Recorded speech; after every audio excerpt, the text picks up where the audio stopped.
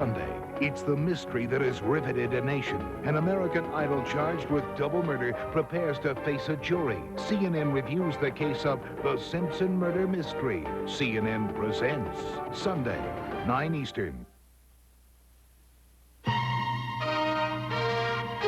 Tonight, an NFC Central Division rivalry continues. The Green Bay Packers have the ingredients to win the division crown. Led on offense by Sterling Sharpe and anchored on defense by Reggie White. To win, the road goes through Minnesota, where quarterback Warren Moon's arm, Cris Carter's hands, and Terry Allen's legs have the Vikings thinking championship.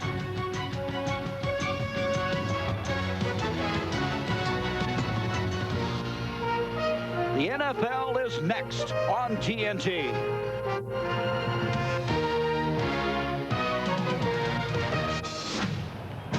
Tonight from the Metrodome in Minneapolis, it's a divisional showdown in the NFC Central. A black and blue division meeting between the Green Bay Packers and the Minnesota Vikings. Minnesota comes into tonight tied for first place with Chicago at 4-2. Green Bay is a game back, and they can't afford to drop 2 games off the pace. Hi again, everybody. I'm Gary Bender. Welcome to an intense border rivalry. When the tickets went on sale for this game in July, they were sold out in 2 hours. This is a huge game. This could be a game that would signal the crossroads in the season for both of these ball clubs. Now, the Packers won opening day September 4th, but they're facing a different Viking team here tonight. New quarterback Warren Moon in the first 2 ball games was only able to march the team for 1 touchdown in 2 games. But Pat Hayden, since that time, this guy who's one of the finest quarterbacks ever to play the football game, has gotten very comfortable. Well, Gary, you know, it's hard to imagine the offensive philosophy differences between the run and shoot, which Warren Moon did the last 10 years, and what they're asking him to do here in Minnesota. He did get off to a slow start, but the last 4 games, Warren Moon has played particularly well.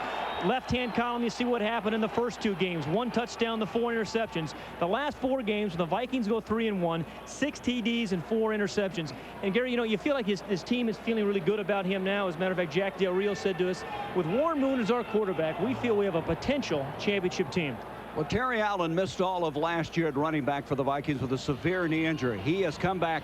He's regained the form when he had 1,000 yards in '92. Well, he is physically and psychologically back, and he is an explosive player. He's averaging 4.7 yards a carry.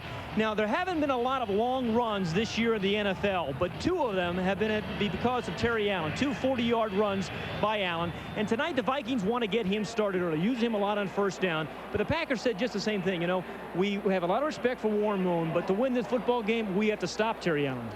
Brett Favre has been the starting quarterback for Green Bay since the 4th game of '92. He's had an up-and-down career. You know, Pat, he's had moments of brilliance and then moments of bad judgment. Well, just when you begin to fall in love with Brett Favre as a quarterback, he breaks your heart. You know, all the things you like about the way he plays it, and compassionately and passionately. And you think what, in the 3 wins, 5 touchdowns and 1 interception. And look what happened in the 3 losses, 4 touchdowns and the 5 interceptions. He doesn't have to do it all. He's playing on a team with a very good defense. And Gary, if he doesn't turn the ball over tonight, really the Packers, I think, are a very difficult team to beat. He has an enormous talent to work with in Sterling Sharpe. Last year, he set an NFL record with 112 catches. He's the Packers' best player, their biggest weapon. Well, the Packers know he's their best player. The defense knows he's the best player. And I think it's amazing that he was able to catch 112 balls last year, and he has 39 this year, because every defense starts with number 84, having a plan for Sterling Sharpe. Now, he'll catch his passes tonight. He'll catch 6, 7, 8, maybe 9 passes, but they're going to be the short variety. The key for the Packers tonight, Gary, is how many tackles he breaks after the catch. The NFC Central was a dominant division defensively last year. 3 of the top 4 teams came out of the division. And again this year, the Packers and Vikings are playing very solid defense. Well, the Packers are ranked 3rd defense. The Vikings are ranked 7th. And, you know, you talk about quarterbacks and wide receivers and guys that touch the ball. We have some great defensive linemen tonight. For the Packers, we've got Reggie White and Sean Jones. 2 defensive ends, power defensive ends, 10 sacks between them. These guys are also shutting down the run. For the Minnesota Vikings, they've got 2 quick defensive tackles, Henry Thomas and John Randall. Those 2 guys really disrupt the play and set up the whole entire defense. And you can talk about quarterbacks, but tonight's a game of defensive linemen. The head coach of Minnesota is Dennis Green, 45 years old, his 3rd year. If he would win tonight, he would have won 25 games faster than any Viking coach. He's 4-1 against the Pack, and he's lost only one division game here in the Metrodome. Holmgren, 46, his third year as well. He's taken the Pack to their first back-to-back winning season since the glory years of Lombardi in 66 and 67. And by beating Denny Green on opening day, he ended a drought against his former assistant coach mate. He now is 1-4. The Packers have won the toss. They will receive, and a team that has been notoriously a slow starting team hopes to get off on a good mark here tonight. Juan Reveiz will kick off. Deep Charles Jordan joined by Corey Harris, and Harris brings it out to the 29-yard line. Brett Favre, still considered to be a rising star. If and when he puts it all together, look out. Expect to see a jump in his play starting tonight. One of the strongest arms in football. He's been nervous in the pocket. And Patty's been so pumped early in games that he's had the tendency to overthrow receivers. Yeah, and they select their play calling to get his heart rate down early in this game. You know, they wanted to have some success early, run the football, throw a couple screens, and hopefully get a few first downs. First down now from the 29.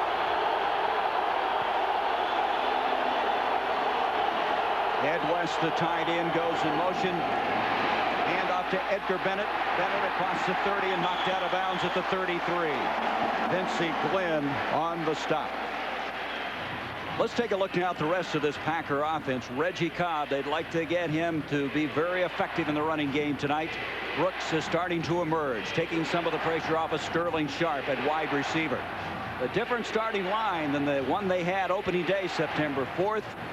We expect to see tonight Guy McIntyre. He is dressed for the game, and he started the first game in Lambeau Field. 2nd and 6.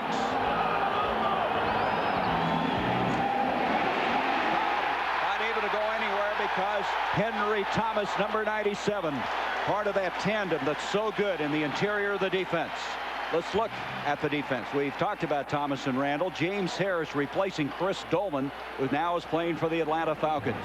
Jack Del Rio was the Defensive Player of the Month for September. McDaniel had 21 tackles in their first meeting.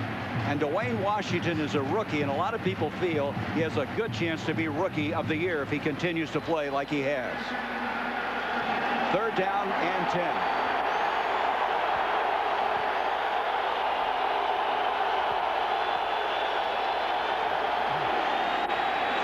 Pressure coming, gets it off a screen, complete to Reggie Cobb, and he's going to be stopped short of the 35. Dwayne Washington, who we just mentioned, made a very good open field tackle. Yeah, but that defensive series was set up by Henry Thomas, who had the tackle for the loss. I mean, the Packers are a very good screen team, an unusual screen team, and then they'll screen anytime, anywhere, including down inside the red zone. This is just a flat pattern. You'll see a lot tonight to Reggie Cobb, hoping that you're going to break 3 or 4 tackles and pick up a first, but it's hard to rally and run wide on this Viking defense. Craig Hendrick will punt the football away. David Palmer is back deep for Minnesota. Hendrick hit that one off the side of his foot. Going to get a bounce, though, inside the 30. Continues to roll. A very fortuitous bounce. It continues all the way to the 21-yard line. So Warren Moon will be starting from there after a 45-yard punt. Moon learning the new system. The last 4 games, he's completed 68% of his passes, an average just under 300 yards a game. So accurate with the ball, as the coaches are saying, the ball is there all the time. And Pat, for 7 straight years, he took the Oilers to the playoffs, but the missing link from his career is to make it to the Super Bowl. This team right now has a chance to be, if they can stay healthy, I think, Gary, and they keep playing well in December, this is a team that can go a long way in the playoffs. It's a good NFC team. Terry Allen, the single running back from the 21.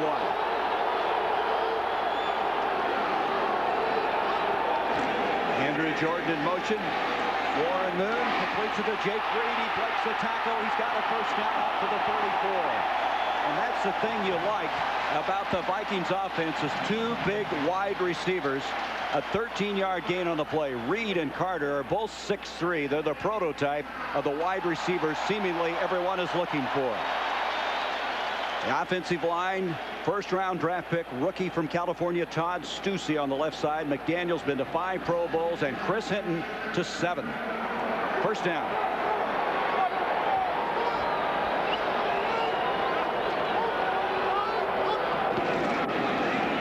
Jerry Allen, and Allen able to negotiate the 36-yard line. George Kuntz made the stop there.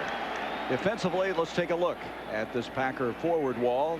Reggie White and Sean Jones. What a combination they are. Steve McMichael, the oldest starter in the NFL, 37 years of age, 13 years with the Bears. Strickland last year started for the Vikings. He was their number 2 tackler. And the secondary, it's intact now. Leroy Butler was out for 3 games with pneumonia. 2nd and 7.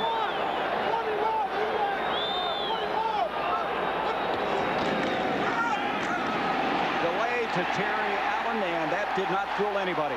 He'll be dropped at the 35, a loss of a yard. Yeah, Reggie White and James Willis. Again, you know, you talk about all the offensive stars, and you always end up talking about quarterbacks before a game, but really I think this game is a game of guys like Reggie White and Sean Jones, and we saw in the first series for the Vikings, Henry Thomas have a big play. Well, this guy's playing at a Hall of Fame level still, isn't he? Yeah.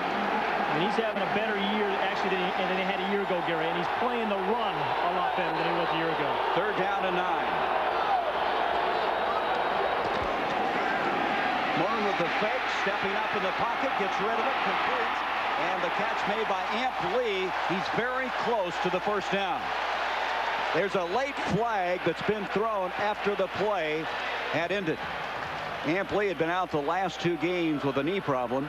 Very good coming out of the backfield, catching the ball, as you just witnessed. Packers are pointing it's against Minnesota. Jerry Austin, the referee. It's going to be holding against the Vikings. You know, we said it was an adjustment for Warren Moon coming into this offense. You never saw him the run and shoot a play action fake, and he always get rid of the ball quickly. So he is getting more and more comfortable. That time he kind of stepped up into the pocket. But in this offense, Gary, you can hold the ball a little bit longer. Now, it was a penalty, a holding call, but it's a much different type of offensive philosophy. He is getting into a rhythm. His team senses that, and they've played a lot better the last 4 weeks. Well, they studied him. They studied him for 3 years. They went back and watched tapes to see if there was any drop-off physically, and there's not. Now, in these 3rd down situations, Gary, here's where you have to watch Reggie White and Sean Jones. 3rd down and 9. Moon. John Jones is after him, and Jones got him. 13 sacks a year ago for the Houston Oilers, and now has registered number 6 for Green Bay. Yeah, it started out just like we thought, a game of defensive linemen. Number 96 is Sean Jones. He goes through the offensive tackle, Stussy, and then the back. He was double teamed. That's all you can ask, but he defeated 2 blocks and gets the sack on Warren Moon. 10 sacks now allowed by Minnesota. Mike Saxon, who for so many years punted for the Dallas Cowboys, stands at the 10. Mike Pryor, Robert Brooks back for the Packers. Brooks coming up on the fly. He's got it at the 40. Trying to get wide, and a guy on an 85-yard punt return last week for a touchdown is knocked out of bounds at the 49. There is a penalty flag. Wait a minute, there is not a flag. It's going to be a break in the action now. 9:33 to go. First quarter. No score from the Metrodome.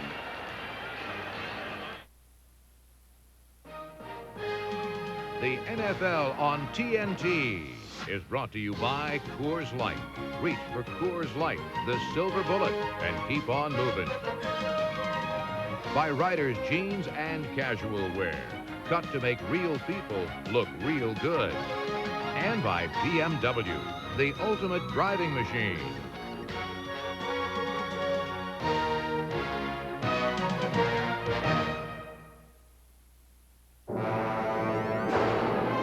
Oh, hi. Elvira here, finding great horror movies for the Coors Light Flick or Treat giveaway. Coors! Huh? We're giving away 50,000 videos, like the giant Gila monster, the wasp woman, or the brain that wouldn't die.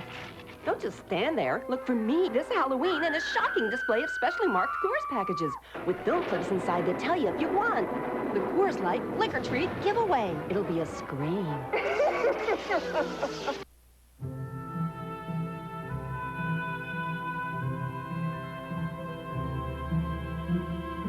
There are many cars built safe enough, luxurious enough, and powerful enough to let you drive to the ends of the earth.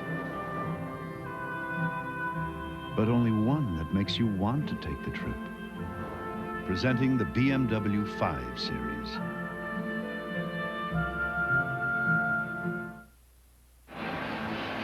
The Packers get the ball for the second time. This has been a slow starting team. Mike Holmgren has been concerned about that. They have failed to score a point now in their opening possession all year long in the last 15 games. They've registered only 2 first downs in the last 12 games. Well, the last 13 now, and the last one, they just had a 3 and out. I mean, the worst thing you could do to start a game is to have a 3 and out. And so they come to the 48, first down.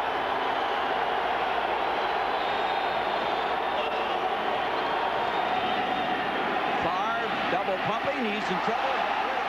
He was trying to get it over to Edgar Bennett, and Favre is hurt. He took a real shot.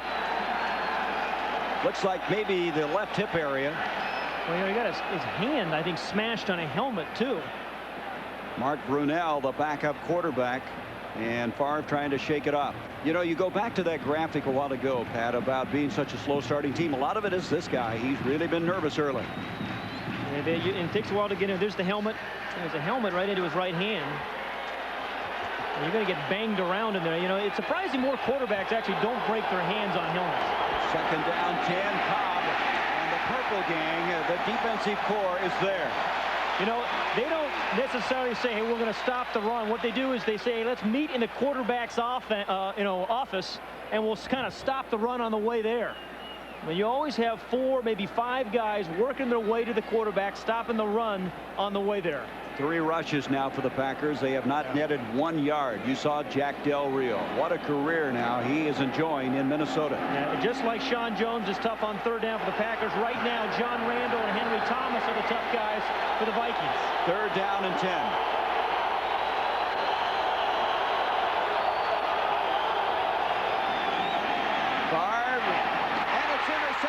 James Harris, number 99. Harris has the ball stripped. It's loose. It's picked up by another Viking, Anthony Parker, and they score the touchdown.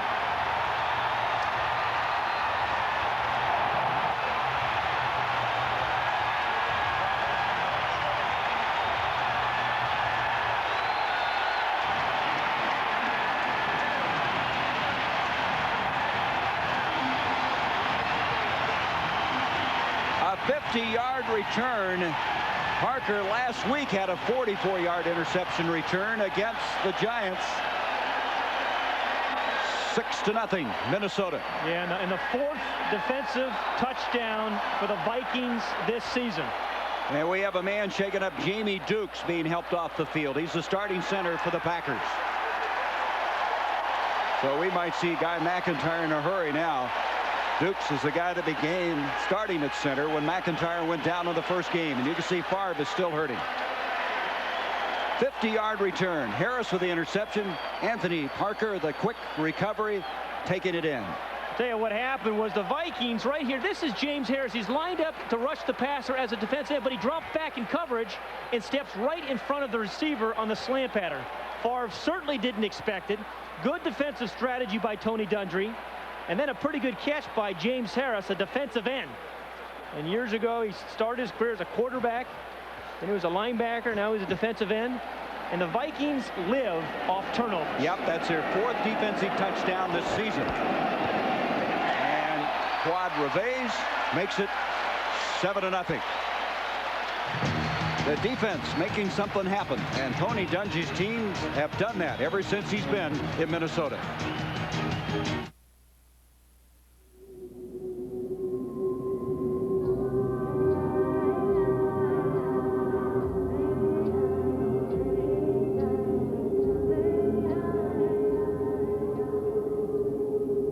In the market for a car or truck? Once you stop at Miller in Mount Holly, you won't have to go any further. Right now, for 10 days only, Miller Ford is having its year-end factory-authorized clearance. A $5 million inventory must be sold. Every car and truck sale price.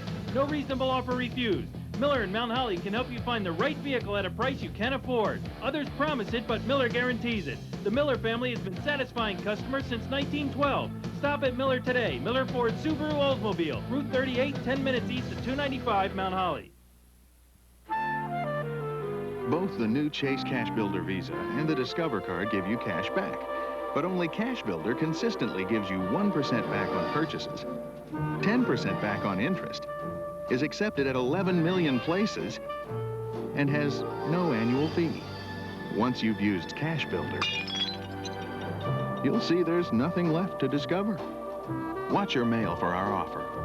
Chase Manhattan. Profit from the experience. Echo Chicken and Ribs. For tender roasted chicken, succulent barbecued ribs, award-winning buffalo wings offered in traditional hot sauce, barbecue, and garlic and parm. With all the side dishes you need. Echo Chicken and Ribs prepares food fresh each day. Tender roasted chicken, succulent barbecued ribs, and tempting buffalo wings. Echo Chicken and Ribs. It's food that satisfies. Why go to Boston or Kentucky? For great chicken, it's Echo Chicken and Ribs in Somerdale and Voorhees. Well, just in a day's work for Tony Dungy's defense. Oh, boy. And you look at the numbers. In the last 35 games, Minnesota has registered 14 defensive touchdowns. Yeah, it's no accident because they do it over and over and over again. And that was just a great defensive call and strategy dropping off the defensive end. But they'll strip the ball later on, and they'll try to pick off Brett Favre again. Well, officially, they give Harris an interception, a 27-yard return, and then the fumble recovery. Parker, 23 yards, and the touchdown. That's how they break down the 50-yard return. Claude Reves with a squib kick. That's by design. And is picked up short, and they bring it out now to the 40-yard line. Dorsey Levens, the rookie, brings it to the 40. That's where the Packers will start. Let's go back to the touchdown. Top of the defensive line is James Harris. He takes 2 steps forward, and I don't think Brett Favre ever even saw him. It was a pretty good catch by the big old defensive end, 6'6". Now Favre hustles over, and he actually forces the fumble. See him knock the ball out of his hand. Heads up play there by Favre, and then a fortuitous bounce right into the arms of Anthony Parker, who catches it in full stride. Favre returns at quarterback. Also, Jamie Dukes is back in at center. Sterling Sharp, very quiet, goes in motion. Handoff to Edgar Bennett. Bennett gets a couple of yards to the 41 and to bring up a second down. Gary, when you have a quarterback who's excitable and you try to ease him into a football game, that is the worst possible start you can have. First series, 3 and out. Second series, they get good field position. He throws an interception, they return for a touchdown. And interestingly, Pat, his go-to guy, Sterling Sharp, very quiet here in the early going.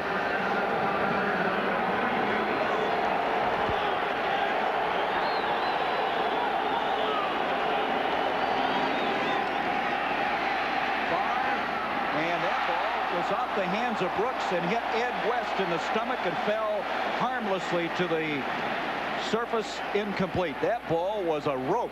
Yeah. Well, Brett Favre gets excited and he gets going and he hurries things sometimes, but this thing was well thrown. And that's a ball that Ed West has to catch and give his quarterback a chance. I mean, he's got a quarterback right now who's struggling with some confidence and some excitement, and your tight end's got to make that play. Favre is 1 of 4 for 5 yards and an interception.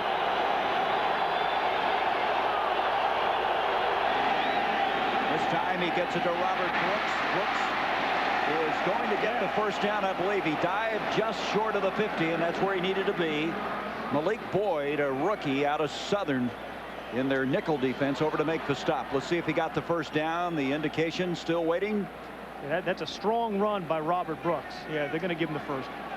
That was a strong run. And Gary, I think if the Packers are going to play well, not only tonight, but if they're really going to make a move in the NFC Central, they're going to have Robert Brooks, the guy who just made that catch, really come on. Because they don't have, right now they have one big offensive weapon, and that's Sterling Sharp. They need Robert Brooks, the other wide receiver, to become a threat. The initial first down of the night for the Packers. Favre, an end around reverse to Brooks. Brooks gets back to the line of scrimmage, and that's all. So the Vikings stayed home and really sniffed that one out. That did not fool anybody. Very good reaction by Minnesota, in particular John Randall.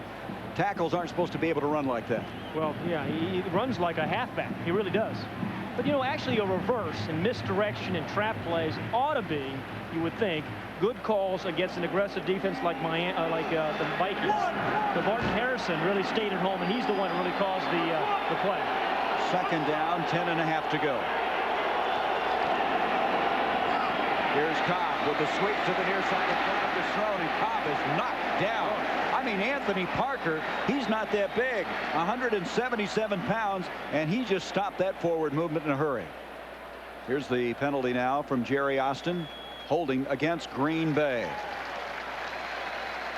Well, this guy really exudes confidence. 63 of the offense, 10 yards, repeat second down. But in talking to Mike Holmgren, you wonder, Pat, how much longer he will continue to stay with a guy like Brett Favre.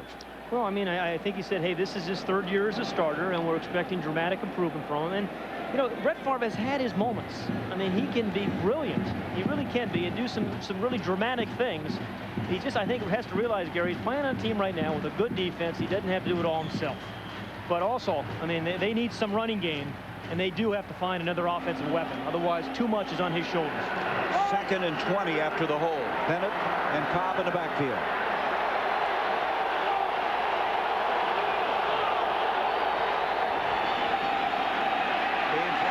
He is able to complete it to Brooks, and Brooks is stopped short of the 45, so they still are 15 yards short of the first down. Jack Del Rio, who is just having a banner year out of USC, a guy who is an interceptor as well as a tackler.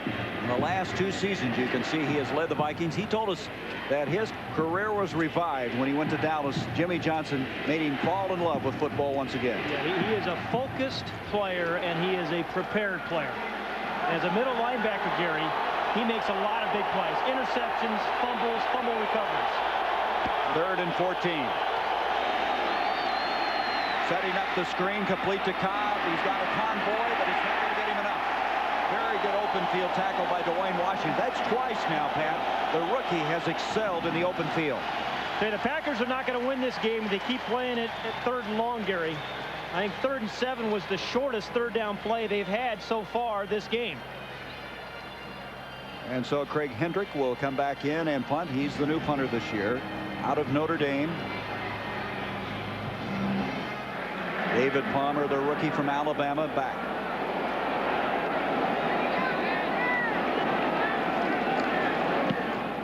Beautiful punt. Palmer's going to let it hit, and it'll make it in for the touchback. 52-yard punt. The Vikings with a 7-0 lead. Their defense providing the points. Now will start from their own 20-yard line. They speak it in England, France, and Germany. It sounds the same in the U.S. and Mexico as it does in Hong Kong and Tokyo. It's the international language of business. And wherever it's spoken, Delta Airlines can put you right in the middle of the conversation. And then we'll bring you back to that place where you don't have to say a word to be understood. Delta Airlines.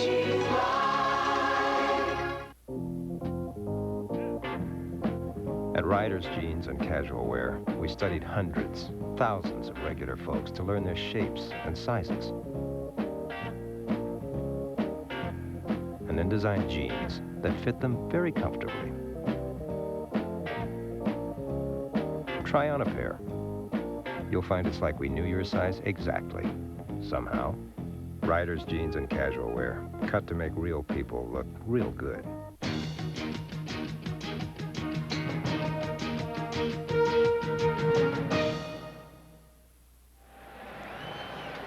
With Pat Hayden and Kevin Kiley, I'm Gary Bender. Let's go down to the sideline. Here's Kevin. Thanks, Gary. One of the keys to this game is how well the Viking offensive line handles that Green Bay pass rush. When you look at the line, they have 3 youngsters with 5 years experience, and then they have Randall McDaniel and Chris Hinton with a combined 19 years of experience. McDaniel on the left, Hinton on the right. They literally talk to the other players, the other young linemen, and help them out during the game. Back to you.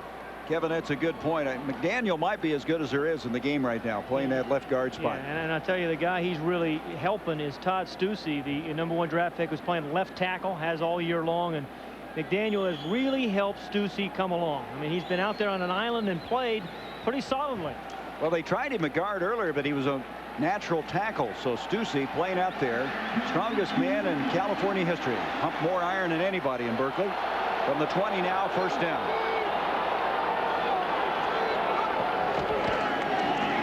Terry Allen. They move the pile forward to the 23. Well, we talked about the Viking defense and how well they have played, and #1 in rush defense, and they produced 7 points here. Yeah, you know, this, you see what the balance they have on offense too. Pass and total offense. And that was after a very slow start. Yeah. And the special teams there, punt returns, they can obviously do better. Pass, if nobody can run on them, that's why they rank 22nd in pass defense. 2nd down and 7.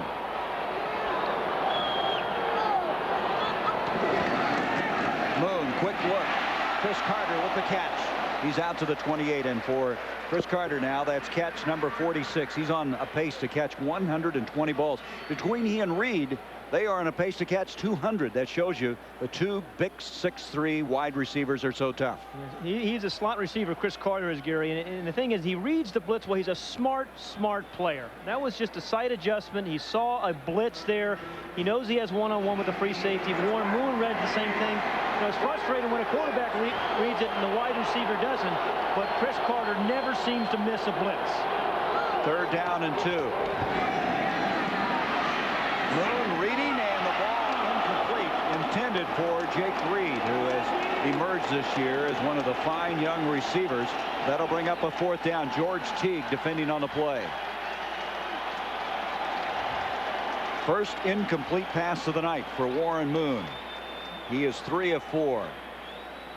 37 years old. He'll be 38 next week, and I should say next month. And we're talking about age. He says, well, I don't take a day off from working out. He hits the weights. He stays in shape in the offseason.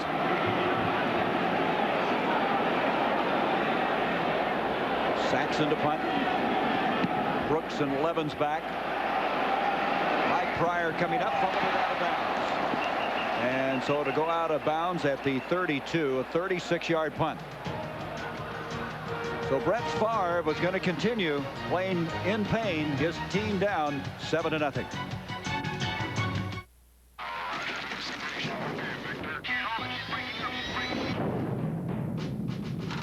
An ordinary beer can, barely alive.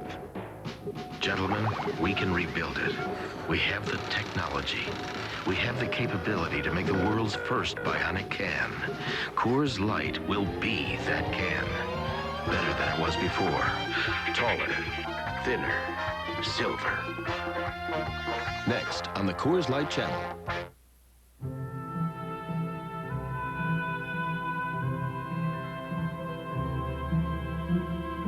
There are many cars built safe enough, luxurious enough, and powerful enough to let you drive to the ends of the earth.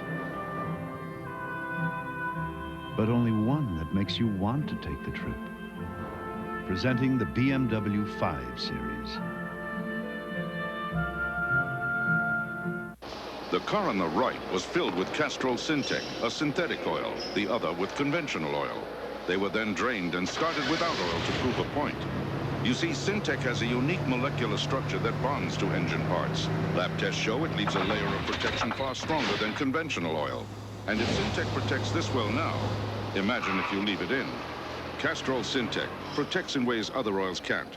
Get a free officially licensed NFL team sweatshirt when you buy a 6-pack of Castrol Syntec. 7-0. Minnesota scoring on a interception, fumble recovery, as we now have 3:15 to go in this first quarter of play, and starting from the 36-yard line, the Packers Watching Favre when he was on the sideline, Pat, looked like they were applying some ice to the left hip.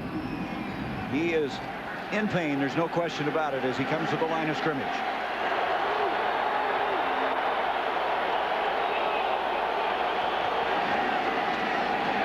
Reggie Cobb slamming it forward. Cobb coming over from Tampa Bay. 92, he was a 1,000-yard rusher.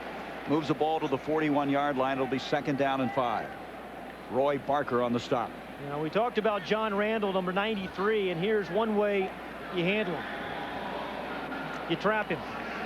You know, you get a guy upfield, and then you hold him a little bit too. As a little bit? Yeah, a lot. You get the Heimlich maneuver and put on him.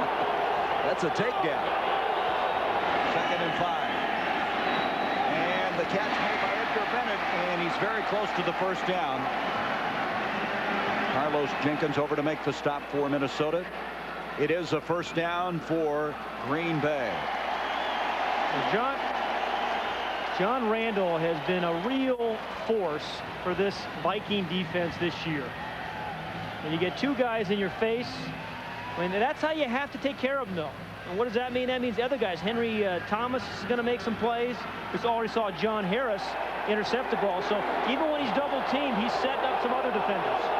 1st down at the 46.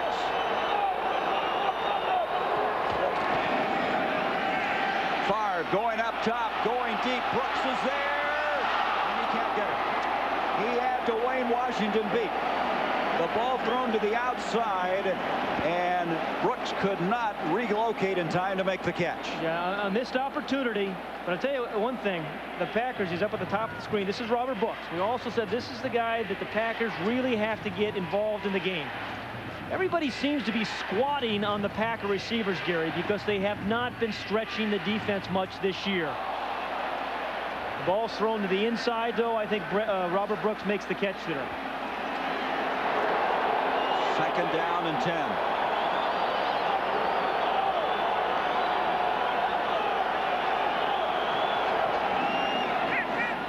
Quick pass complete to Sterling Sharp, so he's finally involved in the offense. That's his 1st catch of the night, advancing to the 48-yard line of Minnesota. And that was a long time in coming. That's his 40th catch of the season. Well, when he's down here by himself, he's going to anytime Brett Favre's in trouble, we're trying to get into the rhythm. He's going to find Sterling Sharp. Again, just a little short little route, the yards after the catch. But you know, Gary, the thing about Sterling Sharp, year after year after year, his yards per catch have been declining. Yep. They're running him a lot shorter routes. I think they need to get him upfield some more. Well, Pat, they really use their passing game as a running game. 3rd down and 5. A lot of movement. They're going to stop this play. Looked like Ed West, the tight end, might have moved out. Well, Sterling Sharp was telling us last night, he says, I'm like a power forward. They get the ball inside to me, and I take a beating. Number 86. 5 yards. It is Ed West guilty of the 5-yard penalty.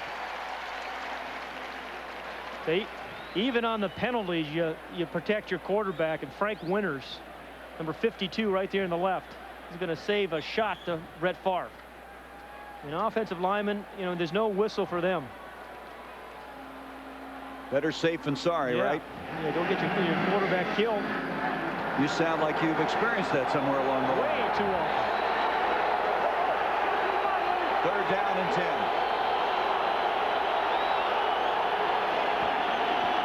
Sharp goes in motion. Favre, he's in trouble. John Randall, he has 7.5 sacks this year. Such intensity. I don't know what that walk is, but the way he plays, he can do anything he wants. John Randall, the First Amendment with hips. Right there. If you don't double team him, he's going to make some power rushes and some quick rushes. Number 93. That time, it was just a single rush, and he out-quicked Frank Winters. Remember a couple plays before, Gary? They double-teamed him. I mean, you have to stay with the double team on John Randall, or he's going to sack your quarterback.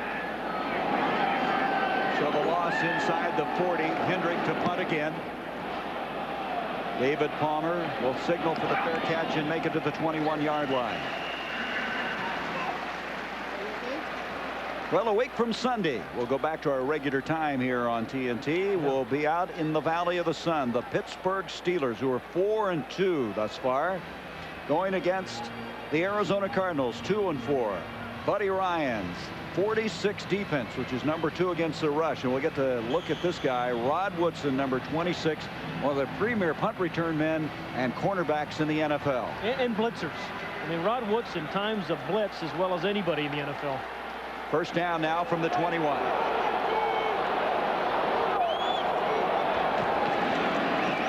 Moon, Qadry Ismail, he tries to get back up. He had a huge game. The last game against the Giants, he had 7 catches for 117 yards, his first 100-yard day. That's the end of the first quarter. Minnesota, with the strength of their defense, leading this 7-0.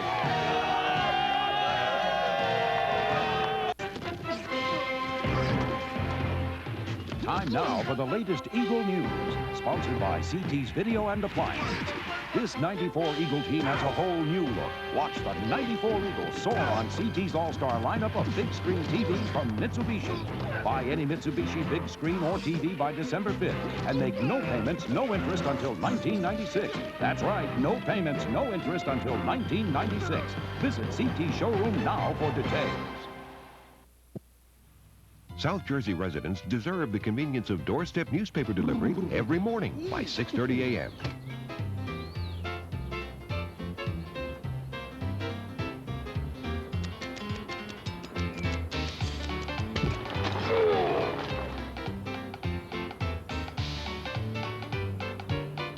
You can get that convenience with the Courier Post, South Jersey's newspaper, on your doorstep every morning by 6:30 a.m. Guaranteed.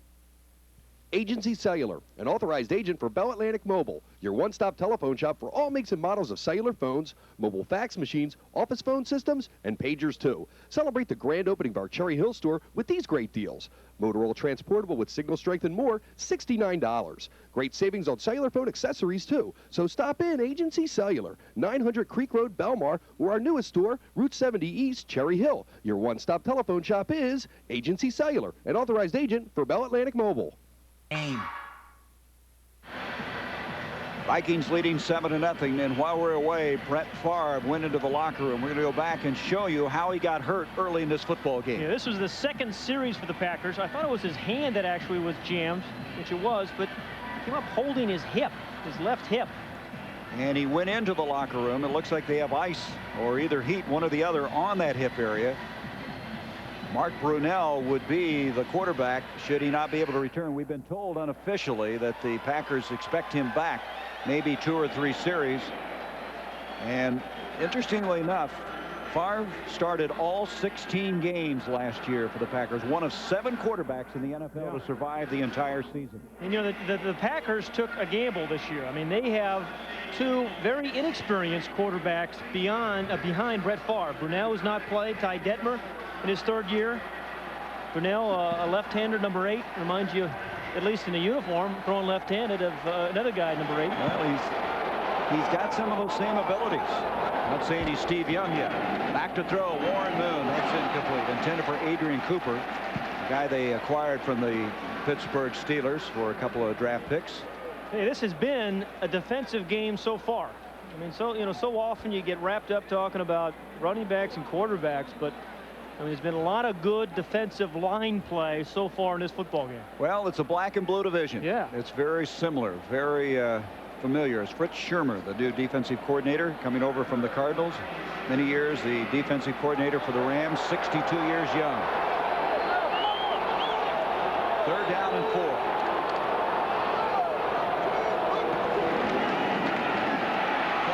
Play, the pass intended for Reed. Coverage that time by Lenny McGill, but the penalty flag at the line of scrimmage. Boy, I tell you, the Packers are really coming after Warren Moon on 3rd downs. And a illegal procedure, false start against Minnesota. Illegal motion, number 82 of the offense, turned upfield too soon. And we talked about Reggie White being a powerful player. Different styles by the defensive linemen tonight. The Packers play with great power. The Vikings play with quickness on defense. That was Sean Jones there in Warren Moon's face as well. He just took a 330-pounder Daphne and put him on his posterior.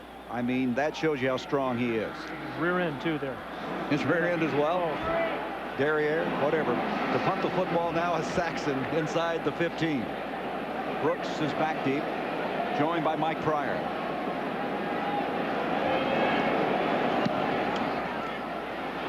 low kick. Brooks across the 40 to the 43. Good field position. After a mediocre 37-yard punt, there is a penalty flag, an 8-yard return on the play. Hey, the Packers have had good field position this first half, Gary. They haven't been able to do anything with it, but they've had very good field position.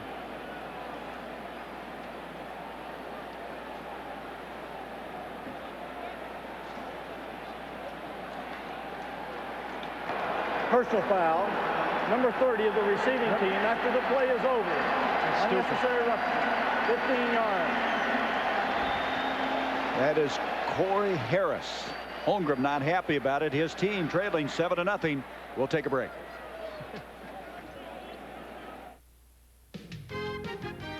The NFL on TNT is brought to you by GMC Truck, the strength of experience, and by Logo Athletic. Get real with authentic team apparel.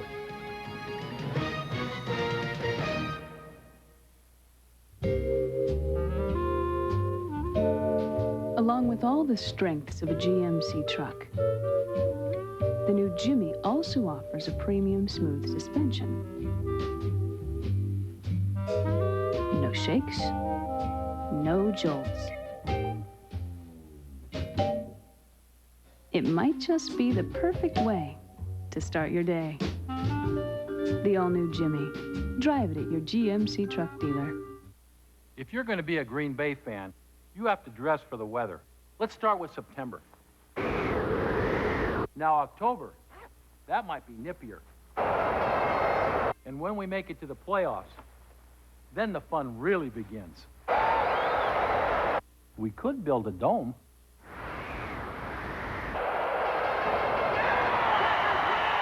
Get real. Logo Athletic, authentic team apparel. Packers trailing 7-0. We're going to have a change at quarterback.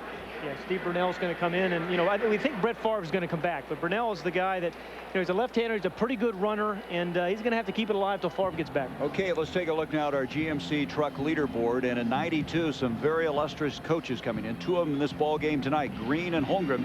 Bobby Ross at that 6-0 start's got the best record. Yeah, that helps. Yeah, how about the Chargers? The Chargers are playing good, you know, football, not only on offense, but on defense, special teams-wise, and they've beaten teams on the road.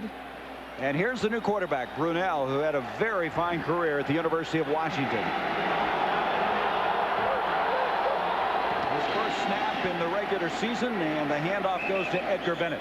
Now, Brunell had a severe knee injury, one spring training in the University of Washington, came back from that, ended up being the MVP in the '91 Rose Bowl, the year they were co-national champions.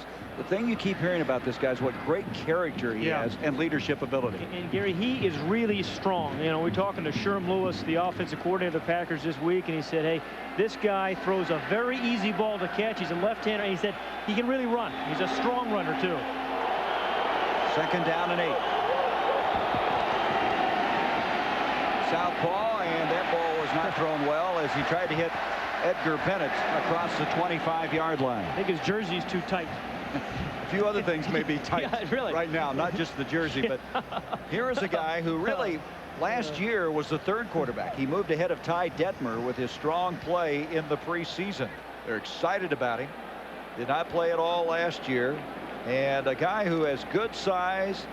He runs the 40, they tell us, in 4.7, which is very good for a quarterback. Well, with this defense, you may need a mobile quarterback, but again, Packers in 3rd and long, Gary. 3rd and 8. Pressure coming from Harris. Also Randall, they knock each other off the ball. And a good ad-lib effort by Brunell, but the two Vikings took themselves out of the play, colliding with each other, and Brunell able to continue up the field, but it's still going to be 4th down and 3. He needed that speed, didn't he? You know, the Vikings have changed it up twice tonight, Gary. John Randall normally plays in here. He's on the outside, and you're going to see number 99, James Harris, again, both outside guys kind of pinching. But Randall ordinarily plays inside. We've seen 2 change of one. We saw Harris intercept the ball. This time Randall misses him there. But Tony Dungy's got it going defensively again. Yes, he does. You got to find where number 93 is lining up. Beautiful punt by Hendrick. His 4th of the night. And Palmer tackled short of the 15-yard line. 54-yard punt that time by Hendrick. 3-yard return. Minnesota with a 7-0 lead. It's all out west this weekend on TNT. Saturday night, get a magnificent marathon beginning with the Magnificent Seven. And Sunday, get the Shadow Riders, the TNT original Lakota Woman, and Cahill U.S. Marshal. Get it? Amen. Got it? Right on. Good Western stuff this week. So I said to Henny, of course chickens are more important to Hooters than owls. Who? Chickens, that's who. I beg to differ. Well, beg all you want. Without chickens, there'd be no chicken sandwiches or chicken salad. Or Hooters' famous chicken wings. There'd be no Hooters if it weren't for chicken. It's really not wise to even argue the point. That's because I'm right. No, that's because you're not going to be around long anyway. Chicken. Hooters, now open on Route 38 in Maple Shade. Well, there are 4 muscles in each eye, and for Brock, those muscles weren't working. Basically, Brock couldn't focus on anything, and without surgery, he would never be a normal little boy. It was about 2 weeks before the surgery, our company changed to Blue Cross Blue Shield of New Jersey. The last thing we needed was for our insurance to change. But the hospital, the surgeon, they were all with the HMO Blue Network. And that was a relief. Nobody gives you more choices of doctors and specialists than HMO Blue of New Jersey. Call 1-800-HMO-BLUE. And we just wanted him to be happy. Quality systems integration. At Jonathan's Computers, our consultants will design a system to meet your business needs. For networking, presentation, communications, multimedia, full on-site service and support, desktop presentation, video conferencing, and electronic mail.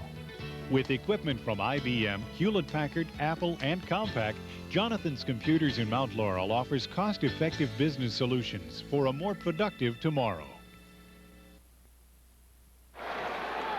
With Kevin Kiley, Pat Hayden, I'm Gary Bender. 13:15 to go in the first half. This is a defensive struggle, as evidenced by the fact Green Bay has 39 yards in total offense. Minnesota 28. Welcome to the Black and Blue division. Yeah, it's been a defensive game, a game of linemen so far, but the Vikings, what they really want to do is try to work on the Packer linebackers.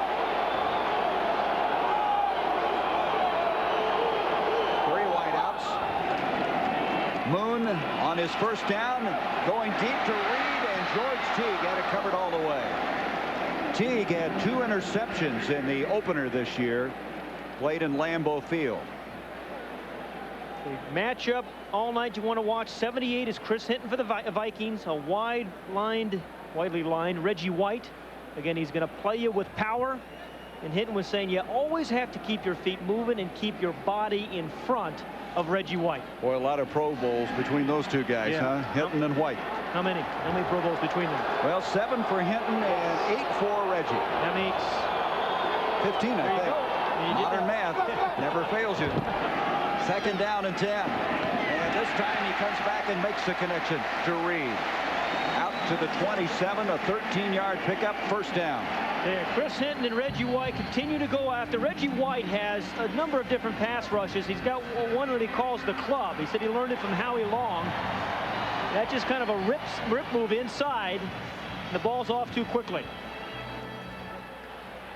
And that is some club. Yeah, well, that's actually the rip. He's got 3 or 4 different pass moves, but his big one is the bull rush. He'll just knock you right into the quarterback. 2nd first down for Minnesota. Terry Allen is gobbled up by the guy we've been talking about, Reggie White. He wants to win so badly.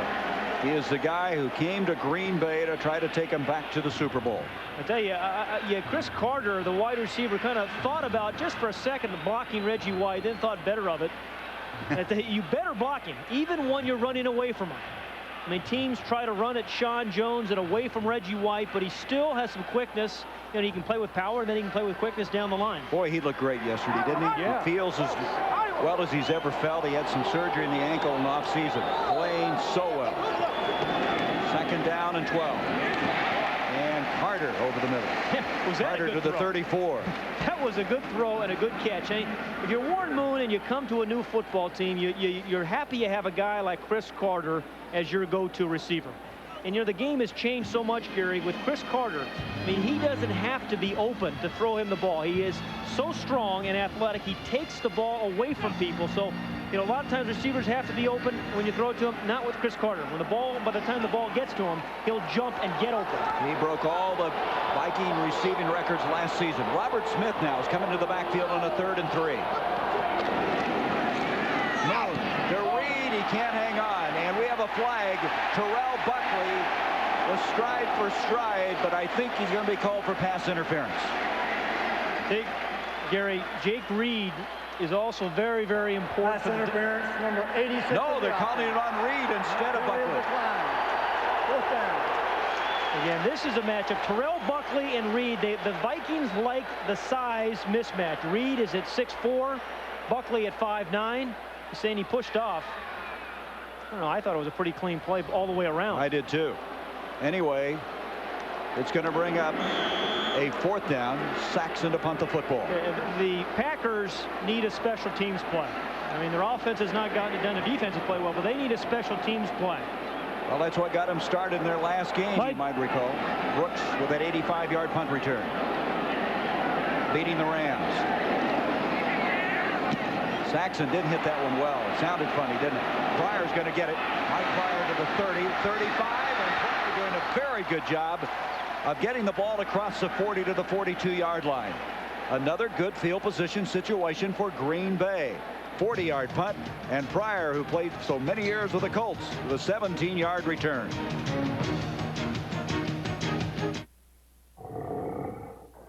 Asphalt, gravel, mud, water. They'll eat just about anything. General Tires, original equipment on 5 of the top 10 selling vehicles and the 2 top selling pickups in America. General Tires. They eat the competition's lunch. See a General Tire dealer near you for details on how to win a trip to the Super Bowl and the Pro Bowl.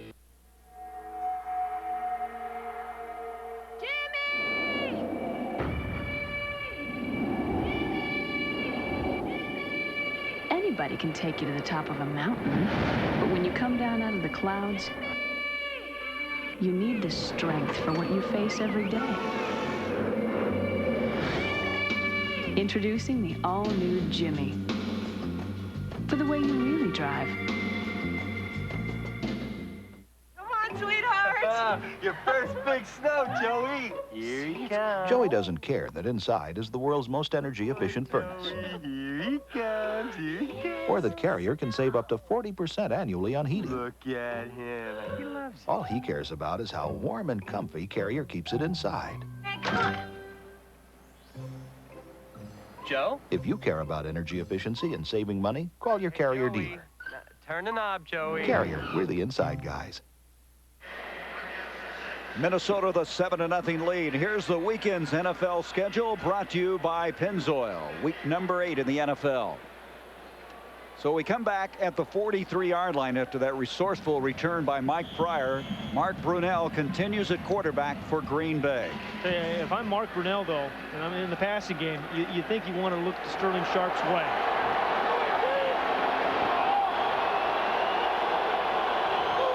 Ed West goes in motion. Brunell looking that way. Sharp, and he had it maybe deflected by Anthony Parker. He thinks he was interfered with. A little on his hip, could not come up with a grab. Now, that wasn't pass interference. That was just a good play by Anthony Parker. The ball thrown a little bit behind him. Now, Anthony Parker played at Arizona State. Eric Allen was the other corner. 2 very good corners there. And Anthony Parker had the big knee injury. But in college, for a while there, they thought he was going to be equally good or maybe even better than Eric Allen. He was out of football for 14 months, battled his way back, discovered really in the World League. He led them in interceptions. And he's having a big year right now for the Vikings. 2nd and 10. Delayed handoff to Bennett, and Bennett, not much going there. We've been told now that Brett Favre will remain in the locker room until halftime with the injury he sustained, so Brunell will finish this first half for Green Bay. Well, this is not a way to play offense, and I know Mike Holmgren was concerned about not being able to run the football because they have been in 3rd and long all evening. Only 1 of 6 on 3rd down conversion. They've averaged almost 10 yards, 9.9 yards to go on 3rd down.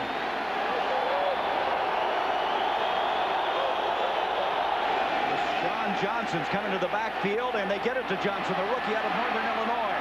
And he's able to make it to the 49, considerably short of the first down. LaShawn Johnson, their third-round draft pick. He is a flyer. He can run very well, still learning the offense, but they may have to go to him more now to make something happen with their running game.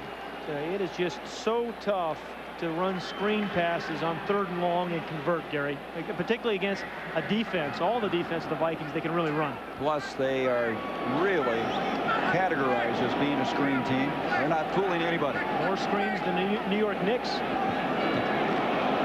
Here's Hendrick. Palmer watching the ball, is going to let it hit, and it's going in for another touchback. 51-yard punt that time, and so Minnesota will have it at the 20. The Vikings leading at 7-0 on a combination interception fumble return at the 8:35 mark of the first quarter. With Pat Hayden and Kevin Kiley, I'm Gary Bender, and welcome to another battle in the black and blue division, the NFC Central.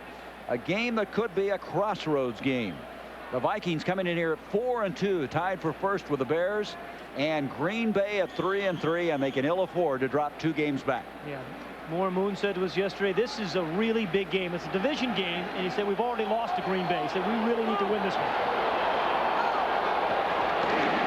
Terry Allen trying to cut it against the green, able to get close to the 23-yard line. Steve McMichael, the veteran there, number 90, to make the stop.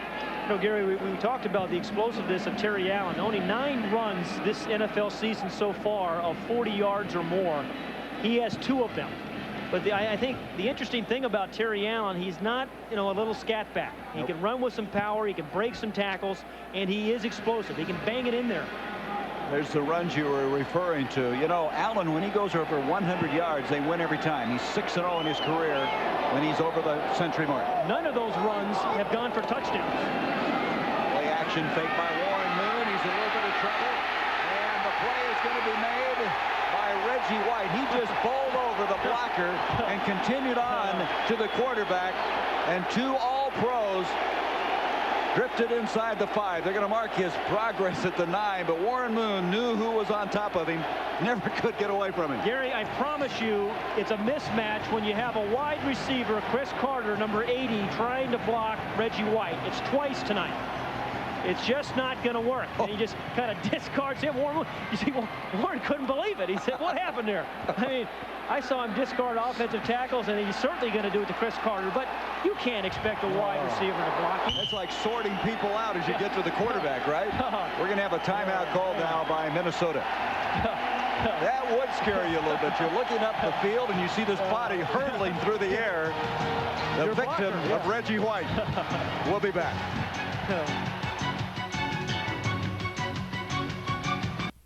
We all remember the classics. The classic 2-step. The classic swimwear. The classic deal. Can't remember a classic deal? Then go to Classic Chevy in Morristown and get one like this. Get a classic deal on a 1995 Corvette for only $259 a month for 24 months. That's right, only $259 a month. Stop in now while supplies last. Classic Chevy in Morristown. Classic deals today that you'll remember tomorrow. Both the new Chase Cash Builder Visa and the Discover card give you cash back. But only Cash Builder consistently gives you 1% back on purchases, 10% back on interest, is accepted at 11 million places, and has no annual fee. Once you've used Cash Builder, you'll see there's nothing left to discover. Watch your mail for our offer. Chase Manhattan. Profit from the experience. Agency Cellular, an authorized agent for Bell Atlantic Mobile, your one-stop telephone shop for all makes of models of cellular phones, mobile fax machines, office phone systems, and pagers too. Celebrate the grand opening of our Cherry Hill store with these great deals. A Motorola handheld with signal strength and more, now $79. Great savings on all cellular phone accessories too. So stop in Agency Cellular, 900 Creek Road, Belmar, or our newest store, Route 70 East, Cherry Hill. Your one-stop telephone shop is Agency Cellular, an authorized agent for Bell Atlantic Mobile. Gary, remember last Monday night, John Elway was in shotgun formation. He was so surprised to get the snap. But Warren Moon's a little surprised to see his receiver and blocker on the play hurled right at his feet. I mean, Reggie White is lifting this entire defense. He knows his quarterback is struggling, his team is struggling a little bit, but he's getting it done. Yep, he's carrying the team right on his shoulders. 3rd down and 21.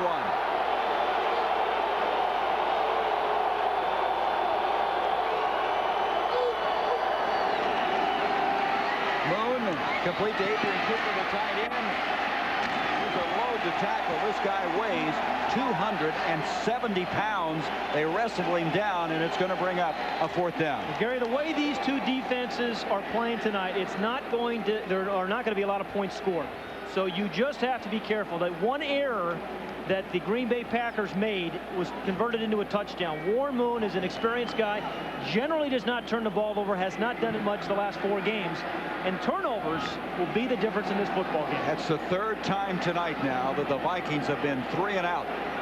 Saxton to punt from the end zone.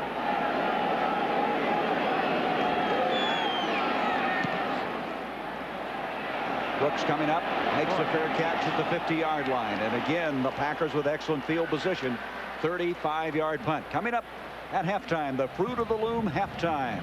Ernie Johnson will have a conversation with Troy Aikman of the Cowboys. And then our Stadium Show crew of Bob Neal, Kevin Kiley, and LT Lawrence Taylor will discuss the first half of this football game. Lawrence Taylor's got to love this defensive battle. Yeah. This is his kind of football game. You know, defensive linemen, linebackers. And you've seen some good play by corners. You know, it's going to stay that way. And for Mark Brunell, he starts on this drive on the Vikings side of the field. I mean, they have got nothing out of the run so far. They have not been able to get the ball much to Sterling Sharp. They're going to have to find a way to get the ball to him. Brunell trying to do that. The blitz. He gets rid of it, complete to Sharp. Sharp lunges just short of the 40. Brunell had no chance that time, as coming off the corner was Carlos Jenkins, who runs so well. I really admired the courage of Brunell on that particular play. And how about the tackle of Dwayne Washington? Again, with a young quarterback, you're going to come after him. I mean, that's Minnesota's style anyway. You're right. He hung in there, Gary. And this is the key thing for the Vikings. Watch the tackle by Dwayne Washington on Sharp. This is where Sharp is most dangerous, making a guy miss and picking up another 8 yards. But Dwayne Washington stopped him right there. That's 3 times he's made an open field tackle. Hand off to Cobb. Cobb makes the first man miss, stays on his feet. He has a first down to the 30-yard line. Reggie Cobb coming over from Tampa Bay. Hasn't carried the ball all that much. For that matter, the Packers only average 10 carries a game. Yep. He had a 10-yard run there. Yeah, it's tough for a running back to get into the rhythm of running. I mean, they're more pass receivers, but if they can get a couple of runs out of Reggie Cobb like that tonight, they can, you know, they have a chance of really getting some rhythm going here. And this is a drive. This is a drive that's really important that the Packers get something on the board. You can see their longest run from scrimmage, 16 yards. Hand off, and this one's going nowhere. You know, Gary, it's amazing when you think about the Packers. They throw the ball so much, but they have not been a big play team. You mentioned the 16-yard run. Their longest pass play is 48 yards.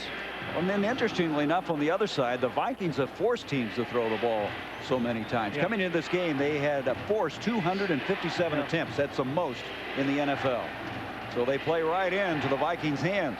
Now, Brunell is in field goal range right now, Gary. What he can't do is take a sack. And don't do anything stupid. Don't take a sack, and certainly don't turn it over. Timeout call by the Packers. They have 2 remaining. So Holmgren with a new quarterback now, with Brett Favre in the locker room with an injury, and Brunell trying to capitalize on this drive. He'll come back with a 2nd down and 11 yards to go, as we have 5:42 left in this first half. And Brunell, who engineered Don James's team so effectively out in Seattle, getting an opportunity, waited a long time. Mike Holmgren talked about the fact that this is a team that has struggled in the red zone. Here's Mike's thoughts on that as they hope to somehow come away with some points. Oh, that always frustrates me. I think you have to be your most efficient down there. You have to come away with points, certainly, and touchdowns, hopefully. You know, while we've kicked some field goals and things like that, we've played in some close games, and anytime you lose a close ball game, you can look usually directly to what you've done in the red zone, and that tells a story. Well, they've averaged almost 40 passes a game. They have only 2 rushing touchdowns coming into this game, so they obviously do not have the balance he'd like to have.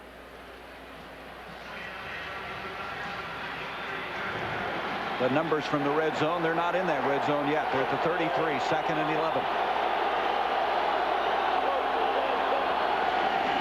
Play action by Brunell, being chased, a throwback, and the receiver fell down.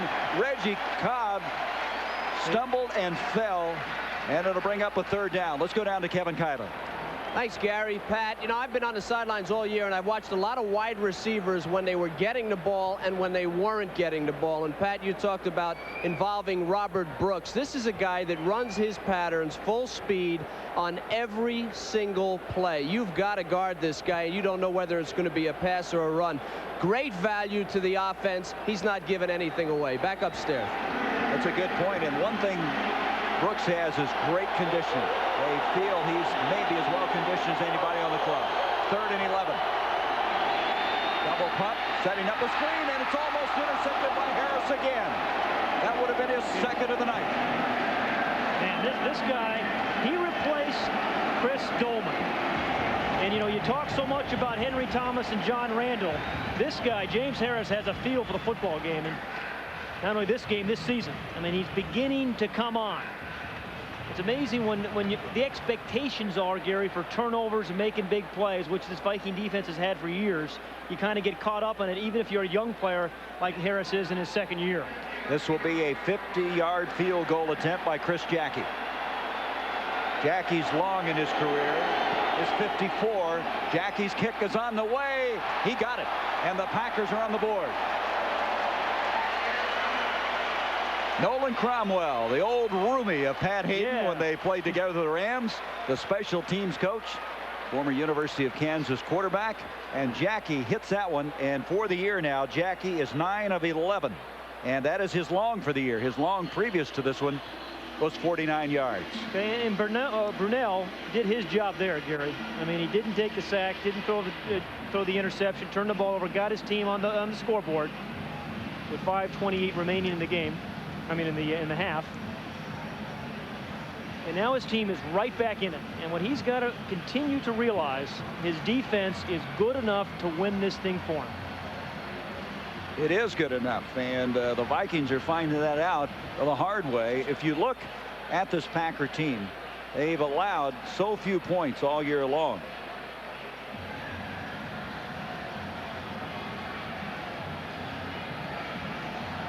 It's Ty Detmer, who right now is the backup quarterback with Favre in the locker room. It's kind of interesting. Mike Holmgren has the whole team, a whole offensive team down there. Everyone there is there except Sterling Sharp down at the end of the bench.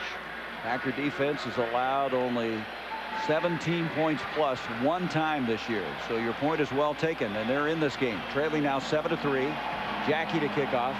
Kadri Ismail is back.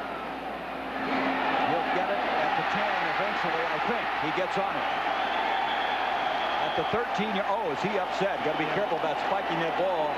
And at the 13, Minnesota will start. You know, Gary, both special teams coaches came in saying, hey, we want to squib kick the ball because it disrupts the rhythm. When you had some good returners and you have big bodies back there, you know, in the way of the squib kicks, it just disrupts the whole rhythm of the return. And this is kind of a response where you're seeing a little bit more of the new rule. You know, maybe you squib it rather than kick it, disrupt the timing, and you got plays like that. It did disrupt them, obviously. At the 13-yard line, 1st down. Terry Allen, the single running back. It'll be Allen. Allen across the 15, a penalty flag as he's out to the 17-yard line. We understand that Leroy Butler has joined Brett Favre in the locker room. He has a shin injury, the safety, and so Tim Houck now has replaced him. Surprise, Gary. Number 62 of the offense, half the distance to the goal. Repeat, 1st down. That's Jeff Christie, the center. I'm surprised the Vikings really haven't worked on Doug Evans, the right corner for the Packers, a little bit more, number 33. Look at the difference in field position. The Packers have been handed excellent field position. They've gotten 3 points out of it thus far.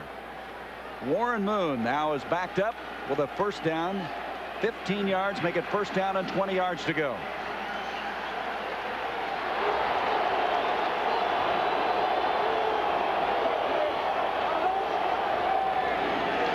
in from the goal line. The crossing pattern, the catch is made by Andrew Jordan, a rookie out of Western Carolina.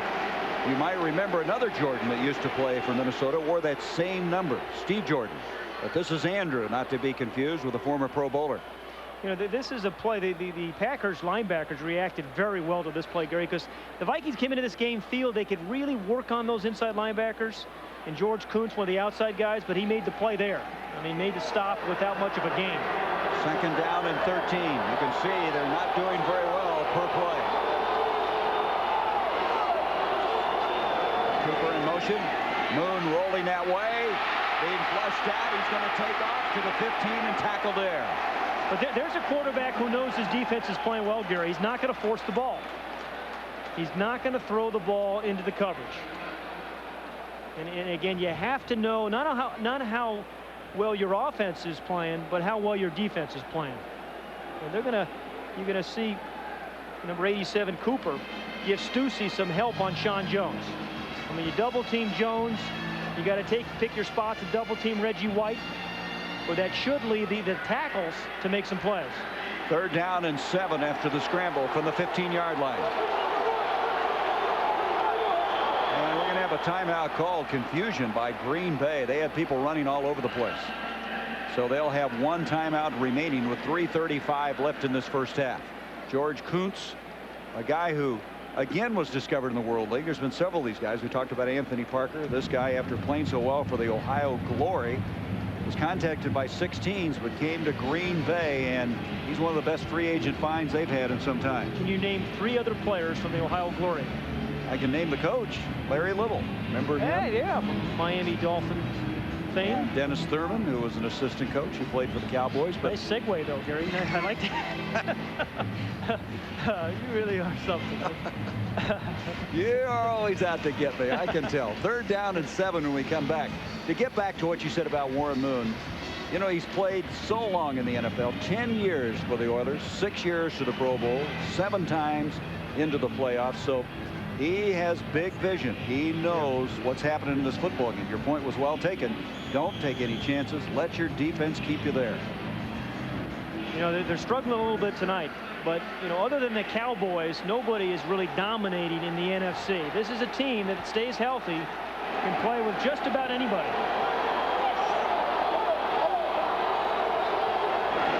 On a 3rd and 7, Moon flushed out. Reggie White giving chase. He gets it up the field, incomplete. Boy, what a terrible feeling that must be to have number 92 coming after you. It's amazing what the body can do when a larger human body is chasing it. I mean, all of a sudden, he just kind of appears. I mean, they've had Chris hitting on him, and then he just blows right through Daphne, number 75. Now, Daphne, the guy he ran through, is 329 pounds. I mean, he still moves pretty well. And Reggie said, my weight is down. I'm down to 295. I feel a lot quicker, and he says, I'm playing quicker. And as an end result, Saxon will have to punt the football. The Vikings have only 50 yards in offense tonight. And in the first game, they were held to 174 in the loss. And there is a rolling fair catch by Brooks. There is a penalty flag, and here comes another one. 38-yard punt, 2 penalty flags.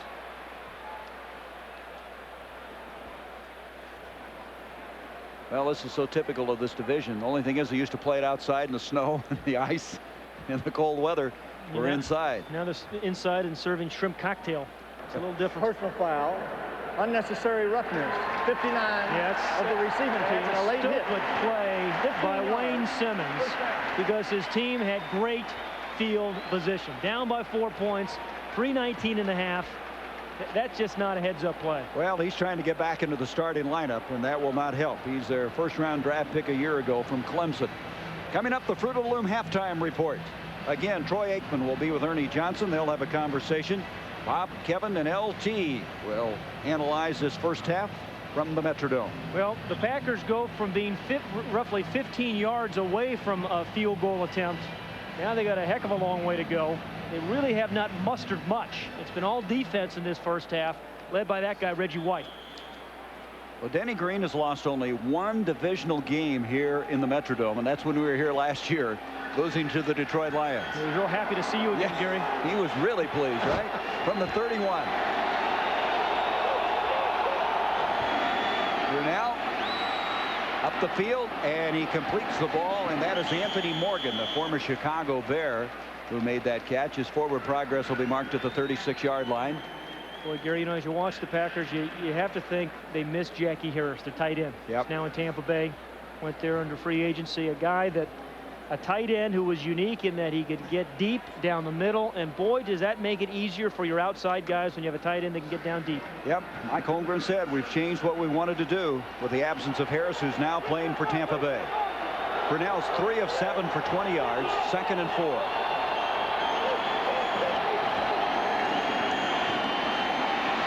Going up top, Sterling Sharp can't get there, was out of bounds. The coverage to Wayne Washington. Sharp had gotten by Washington, but the ball thrown too far out of the field of play. Well, you love to see it, though, because Sterling Sharp is catching more and more short passes. Now, he's had the big, turf toe, but the pressure inside, a pump fake, good pump fake. He hung in there, but you have to keep the ball inbounds and give your receiver a chance to go up and make a strong play. Can't throw it out of bounds. Give him a chance. Had it beaten. But boy, you'd like to see him thrown deep to Sharp. He doesn't do that much anymore. Sterling's frustrated because of that, too. He wants to get deep. 3rd down and 4 thus far. The Packers 1 of 8 on 3rd down conversions. And this time they got the connection and they get the first down. Brooks makes the catch just short of the 45-yard line. Well, that is a heck of a strong throw by Mark Brunell. Off his back foot. He even threw that one left-handed, Gary. Did you see that? Yeah, I like those southpaws. But, I mean, he had some pressure on him. He threw it off his back foot and still was able to get it in to number 87, Robert Brooks. Guy in motion. And Brooks had a nice feel of where the first down marker was. Well, we'll not have another snap because we're going to the 2-minute warning. Brooks making the catch. First down at the 45. We come back. The Packers have 1 timeout remaining, trailing 7-3.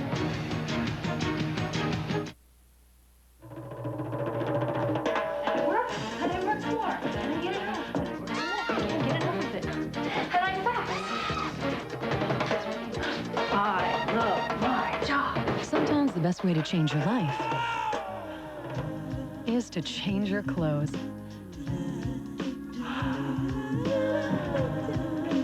How was your day? I forget. Fruit of the Loom. Clothes that make you feel good. For over 90 years, we've built a reputation for truck strength. Now we're adding a new dimension of even greater comfort.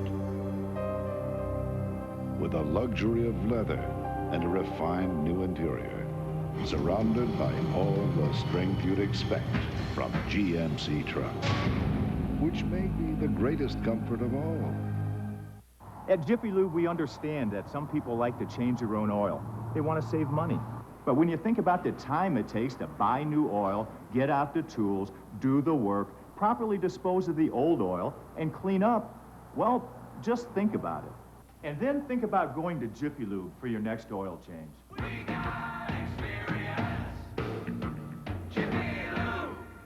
For quality products like Pennzoil and quality service, go to Jiffy Lube and ask for Pennzoil. That's how bad the offensive game plan has been going, Gary. Just get rid of it. Discard it. Get rid of the thing. Deep 6 that one, huh? Boy. Well, what we have now is the Packers have the ball at their own 45-yard line. They have 1 timeout remaining. 2 minutes left in the first half. Remember now, they kicked a 50-yard field goal earlier. Chris Jackie. His long in his career is 54, so they got to be thinking that way right now. Yeah, which means to give him a 54-yard shot, they'd have to get the ball down to the Viking 37-yard line. Anthony Morgan is split to the near side. Sterling Sharp to the top of the field. Play action fake. Look out. There comes Randall. He got away from him somehow. Gets rid of it to Edgar Bennett. And Bennett is going to be tackled out of bounds. They're roughing the passer on Harris. Yep. Harris came late. It was Randall who got there first. Brunell strong enough to shake him, but then Harris was there later. The rush is going to come from the left side. Number 93 beats 52 Frank Winters quickly. A strong play by Brunell. And then a poor decision and penalty by James Harris there. Well, he's played so well. He's had one interception, a near interception, but that was not a smart move. And, of course, field goal-wise, what a huge difference this is going to make as they now are going to have the football all the way to the 37-yard line of Minnesota with still 1:51 left. And now they're in field goal range. We're giving the 54-yarder. But still plenty of time right now to be thinking about touchdown. Again, just no turnovers. You're going to change your snap count up a little bit. John Randall is getting a real good read on the snap count and getting off incredibly fast. Looks unblockable, doesn't it? First down from the 37, Brunell, and the catch is made, and rolling out of bounds with it is Anthony Morgan. Stops the clock with 1:47. Make that Robert Brooks. Brooks with a catch.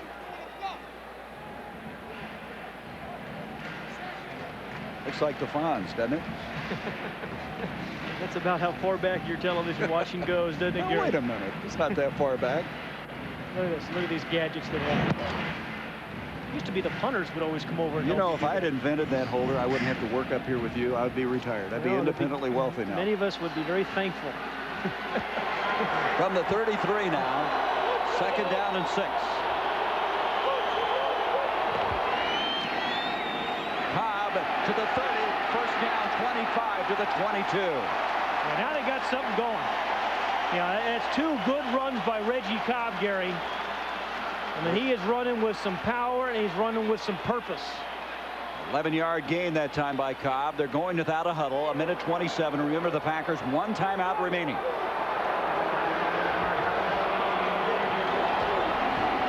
Brunell, Randall in his face again. John Randall just dumped him. Randall, such a high-intensity level guy. And, you know, when you look at him, you think he's undersized. But when you get around him and see those huge arms, he packs some power. You see how many number 97 sucked up 2 blocks. And that allowed John Randall to come free. So even when Henry Thomas isn't making the play, he's setting up John Randall. And then when you double Randall, it seems like Henry Thomas makes the play. What an inside pair they are. 2nd down 10, 1:17.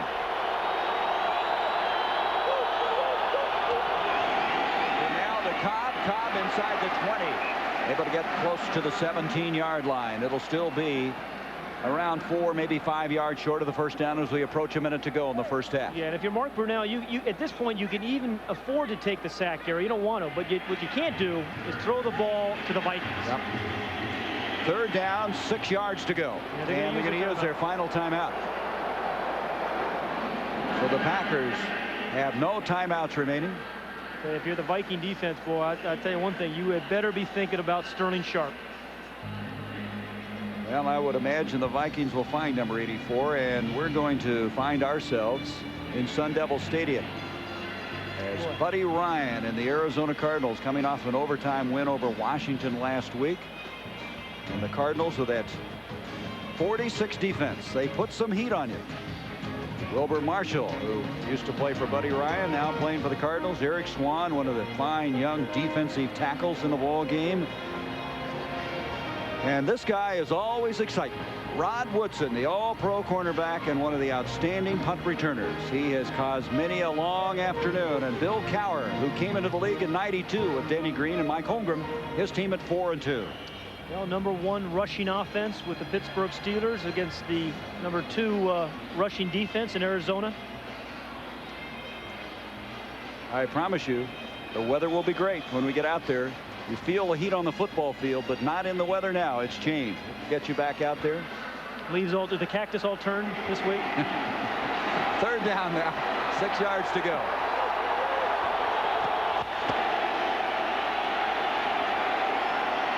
Brunell with the fake gets it off to Ed West, the tight end, and he's going to be knocked out of bounds short of the 10-yard line by Carlos Jenkins. That is a first down. That's a heck of a play by Mark Brunell and a good call by Sherm Lewis, the offensive coordinator. And against an aggressive defense, a little misdirection.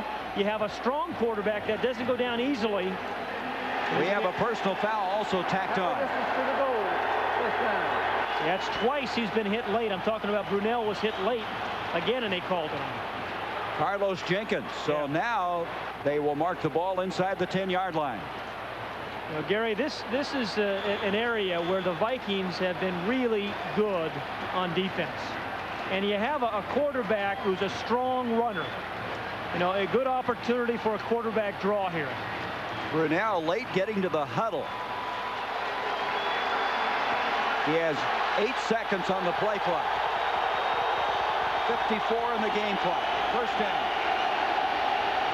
Brunell, quarterback draw, diving touchdown.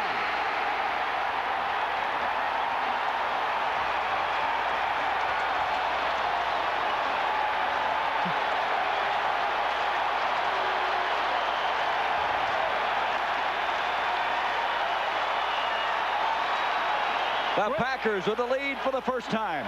Gary, a great call against a stunning defense when you have a quarterback who's a good runner and a strong runner. Brunell, the quarterback draw, 5 yards, 9-7 now. Green Bay, that was a 69-yard drive in 10 plays. Jackie, the point after. And the Packers, after trailing early 7-0, now lead it 10-7. When you have a defense that gets upfield like the Vikings do, you're going to watch these guys go upfield. If you just get a little kick-out block, you create a big hole right down here, and an easy quarterback draw by Mark Brunell. Good call by Sherm Lewis. And he is a strong runner, and he's got these guys right back in position. What's interesting about this, Pat, is that they had that same play run against him in the last game. Remember, Dave Brown of the New York Giants ran a quarterback draw and ran it just about the same distance and with the same result. Sherman Lewis has got to be smiling. He's found a quarterback right now that is making some good decisions and running with the ball very effectively. Again, if you don't turn the ball over, your defense is good enough to keep you in any football game. I mean, with both these teams, Gary. So a quarterback right now in this game is more of a role player, not the predominant player that he ordinarily is on an NFL game. What is that? Don't screw it up. Just keep doing it right, huh? Be conservative, play within yourself. Now you wonder if we're going to see another squib kick here too, Gary. Last time it worked for the Packers.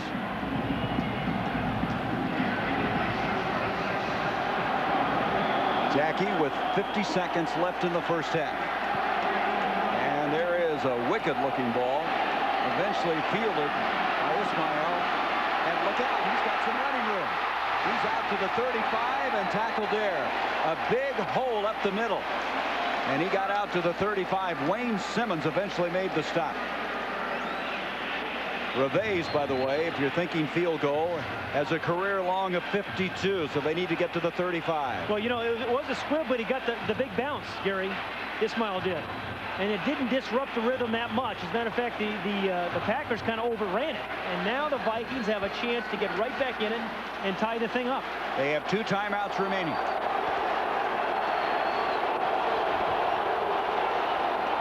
Robert Smith in the backfield. Moon over the middle, and the catch is made. They don't have enough time to do that, though, as they'll have to hurry now. Chris Carter with the catch out across the 40 to the 41. They need to get to the 35-yard line of the Packers. You see the time remaining. Moon without the huddle. 2nd down and 5. Over the top, and they'll stop the clock there. The catch made by Jake Reed. That'll be a first down just across the 50-yard line. A 10-yard pickup on the play.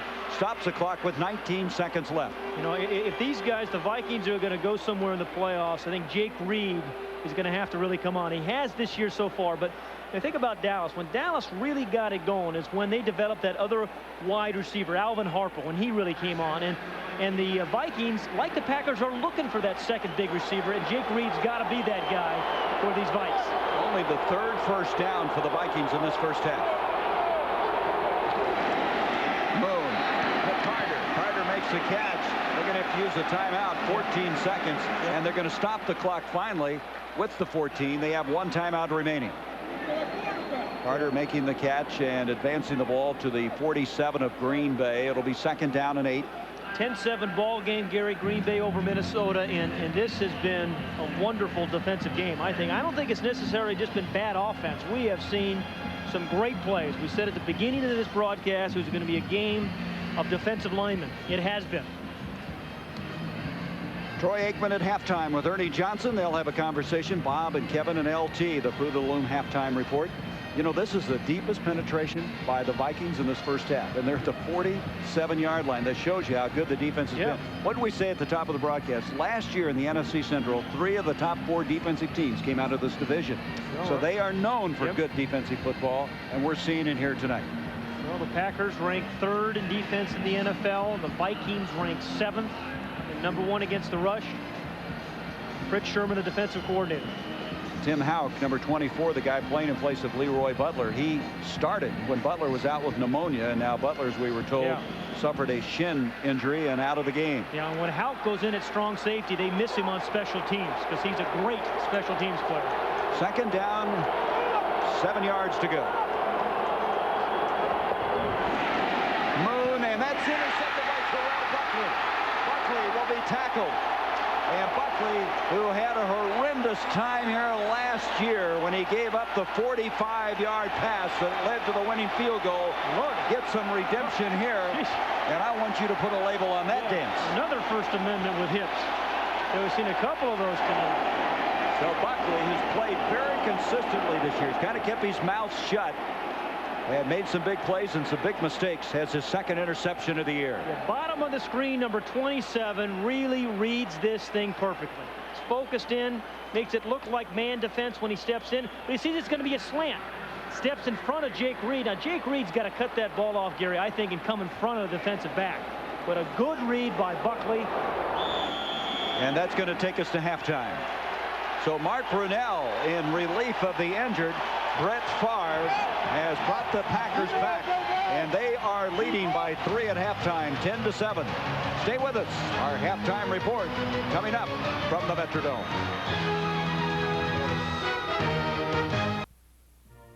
Antwerp, Belgium, the diamond capital of the world. As a member of IJO, Angelo Bro from Family Jewelers has a rare opportunity to buy directly from the diamond cutter. Belgians have cut diamonds for centuries. That's why the finest diamonds have always come from Antwerp. Angelo is leaving for Antwerp shortly to hand-pick diamonds at substantial savings. So stop in now to have Family Jewelers choose the perfect diamond for you. Directly from Antwerp, Belgium. Only at Family Jewelers in Marlton. Natural gas makes a home more comfortable. Ask Kevin Scarborough, who made more than 200 home buyers happy with natural gas heat in English Creek, Egg Harbor Township. Or ask Kevin Roush. I recommend natural gas heat to my clients for its cleanliness and dependability. It's economical and it's efficient. But most of all, it's environmentally safe. Remember, now's the time to think natural gas heat. For more information, call South Jersey Gas Company. We're here for you naturally. Remember, natural gas is best. Buick, Jaguar, Saab. 3 names known for superior craftsmanship. Cherry Hill Classic Cars. 1 name known for superior professionalism. You'll see it in our showroom and in our service. The quality experience you'd expect from a business that features Buick, Jaguar, and Saab. Cherry Hill Classic Cars. Route 70, 1 mile west of Olga's Diner.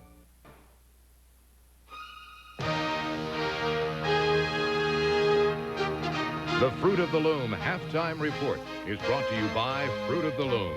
Clothes that make you feel good.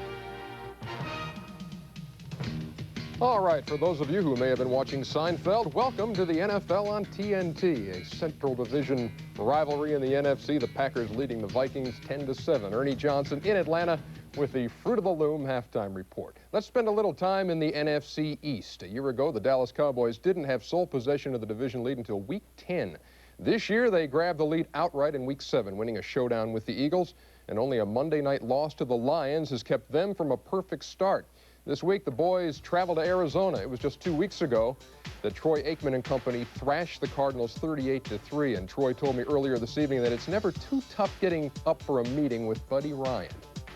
Well, I think it's kind of a fun little rivalry. It was nice rivalry that we had when he was at Philadelphia and we used to play each other. We were not a very good football team at that time. You know, personally, I like Buddy, and I think I have found, you know, the comments and everything that's taken place to be somewhat humorous and comical. But I think we as players don't pay a whole lot of attention to it, and we know that we've got to go out and perform on Sunday. I think in years past, you've played half your games of the schedule against teams within your division, really gotten you battle ready when playoff time comes around. Do you think you will be as battle ready when the rest of the division is kind of leveled off this time? Well, I think that we will be. I think if you look at the league in general, I don't know that there is really a dominant football team right now. I don't think that we're as good a football team as what we've been in past years, but I think comparatively speaking, I think that we're as good. And I say that meaning that I don't know that any team is really any better off right now than where they were, because I don't think any team has the depth that they've had in years past. So I feel that if we're able to compete in the NFC East, and that's the way we've always felt, that if we can do that, then we can go on and compete against any other team. I know you've been asked time and time again about the difference between Barry Switzer and Jimmy Johnson. 7 weeks in, what is your take on that, from, you know, pre-game preparation during the week to how they handle themselves on game day? How do they compare? Well, our approach going into ball games and the way we prepare ourselves during the week is the same now as what it was under Jimmy's guidance, and because we have the same coaching staff, so that transition has been very smooth. Jimmy's style was certainly successful for this football team, and up to this point, Barry's style has been successful. And as I've said in the past, there's more than one way to coach in this league, and they both have different approaches, but yet the players have been very accepting of the way Barry has come in and taken over, and I think that a lot of guys prefer his style. Is this a better Dallas team than the Super Bowl champs of the past 2 years?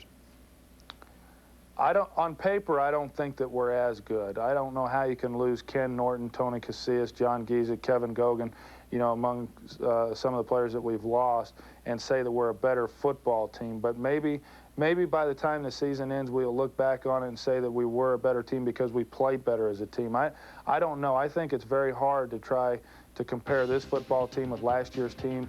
And even last year while we were playing, a lot of people wanted us to compare last year's team with the team the year before that had won the first Super Bowl. So I think that that's unfair to the respective ball clubs. And right now we're just happy with where we're at, and we've got a long way to go if we hope to achieve what it is that the last two teams have. Obviously, after you won the first Super Bowl, there were expectations on the part of the fans that were high. After the second Super Bowl, has it gone through the roof, and how do you handle it? It's gone through the roof. The expectation now is for us to win another Super Bowl, and certainly that's our goal as a football team. We feel that we have the players in order to achieve that. As you well know, I mean, this is a sport as to, you know, what have you done for me lately? So what we've done in the past really is not taken into account with this organization. It's not taken into account with our fans. And so we try just to go out and do the best job that we can and not worry about what our goal is at the end of the year. We realize that in order to get to that point, there are a lot of games between now and then. We've got to take care of business on a weekly basis. Troy Aikman, thanks a lot for your time. I wish you the best of luck this Sunday. Thank you very much. I appreciate it. Another solid year underway for Troy Aikman. He is the #3 rated passer in the NFC. We'll take a look ahead at the rest of the Week 8 slate in the course of the Stadium Show postgame. But when the Fruit of the Loom halftime report continues, it's back to Minneapolis. Packers leading the Vikings by 3. Bob, Kevin, and LT next.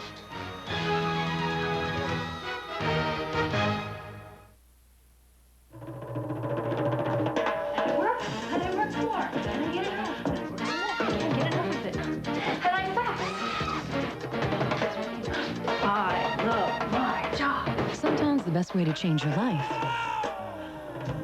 is to change your clothes.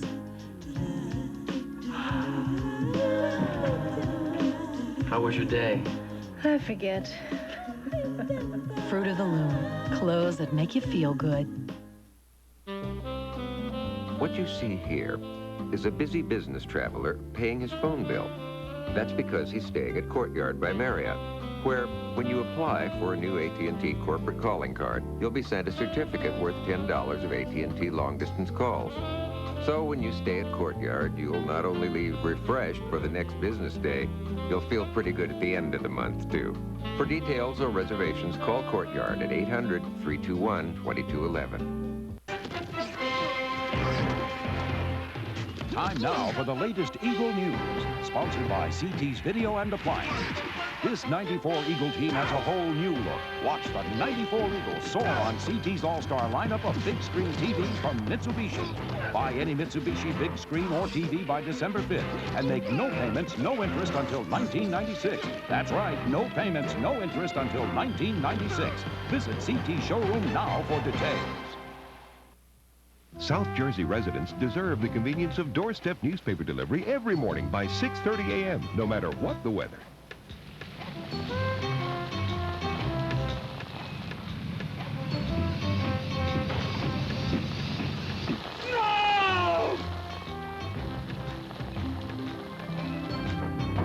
You can get that convenience with the Courier Post, South Jersey's newspaper, on your doorstep every morning by 6:30 a.m., guaranteed. Good people with bad credit or no credit, stop worrying. If you're tired of getting the runaround from other car dealers, Miller Ford Subaru Oldsmobile can help. After my divorce, my credit was ruined. I needed a good used car, and the last thing I wanted was to be hassled by a car dealer. Miller Ford got me the car I wanted with no credit hassle. These guys are great. If you're looking for a car or truck but lack the credit to buy one, Miller Ford Subaru Oldsmobile will help. We've been satisfying customers every day since 1912. Miller in Mount Holly, Route 38, just 10 minutes east of Route 295.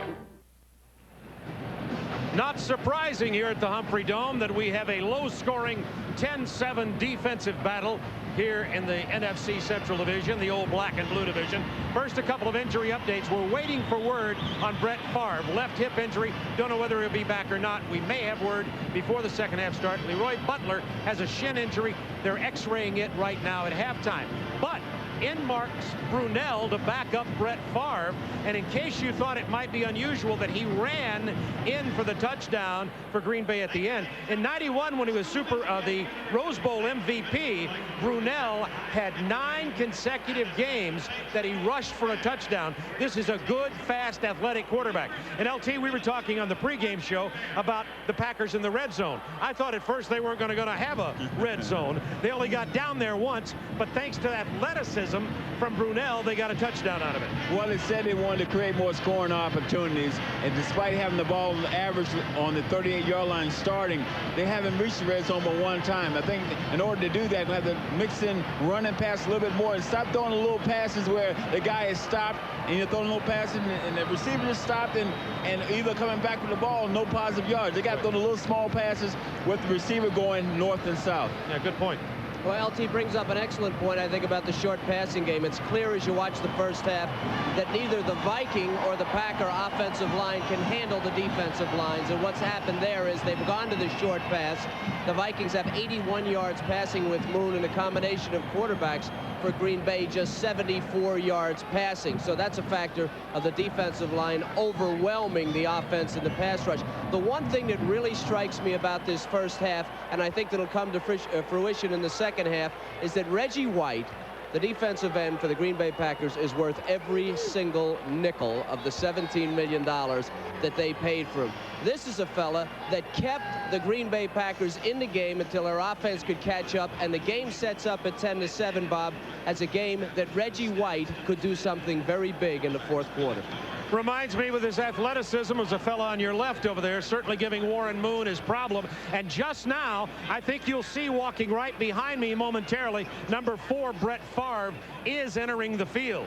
So he's back. We don't know whether he'll be back in there or not. He has a left hip pointer. And remember, Brunell did rush for the 5-yard touchdown. Now, coming up soon, the NBA starts. As a matter of fact, November 4th is our first game. But before that, a salute to Michael Jordan.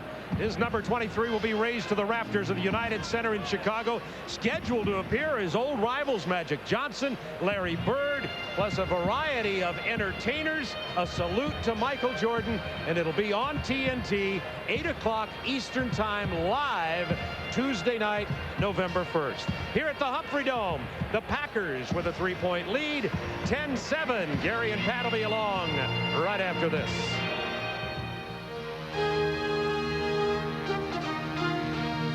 The Fruit of the Loom halftime report has been brought to you by Fruit of the Loom. Clothes that make you feel good. If you look at this play, what we're trying to get is a seal here and a seal here, and try to run this play in the alley.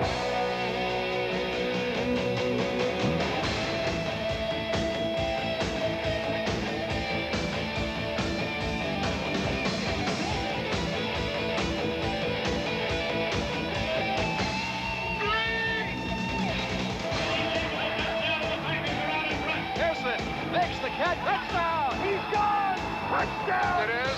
Yes, he held on to the ball. He's going to go.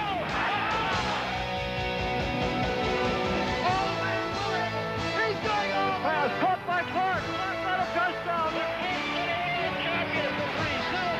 The greatest season in NFL history. In their 75th anniversary season, NFL owners and players have a message for all football fans.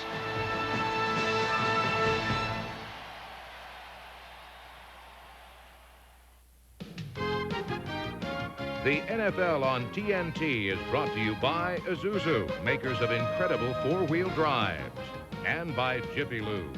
If it doesn't say Jiffy Lube, it isn't.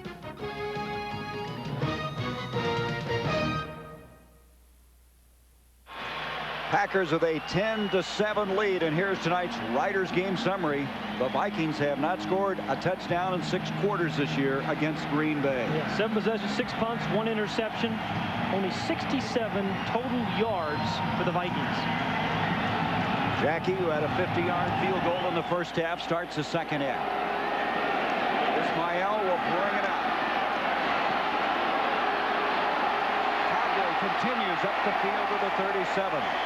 So they'll have good field position to begin. We've been told that Brett Favre has a bruised left hip. Brunell will start the second half for the Packers, and that Leroy Butler's shin injury is being x-rayed. As Warren Moon, not with Warren Moon type numbers. Well, the whole offense, they've only averaged 2.6 yards a play, and yeah, Gary, I'm going to give the Packer defense some credit. They have played exceptionally well. Especially Reggie White. Yeah. Sean Jones has played pretty well, too, as has Terrell Buckley.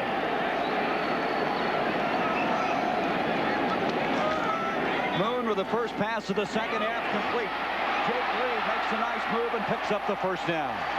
Yeah, Jake Reed makes a physical play there.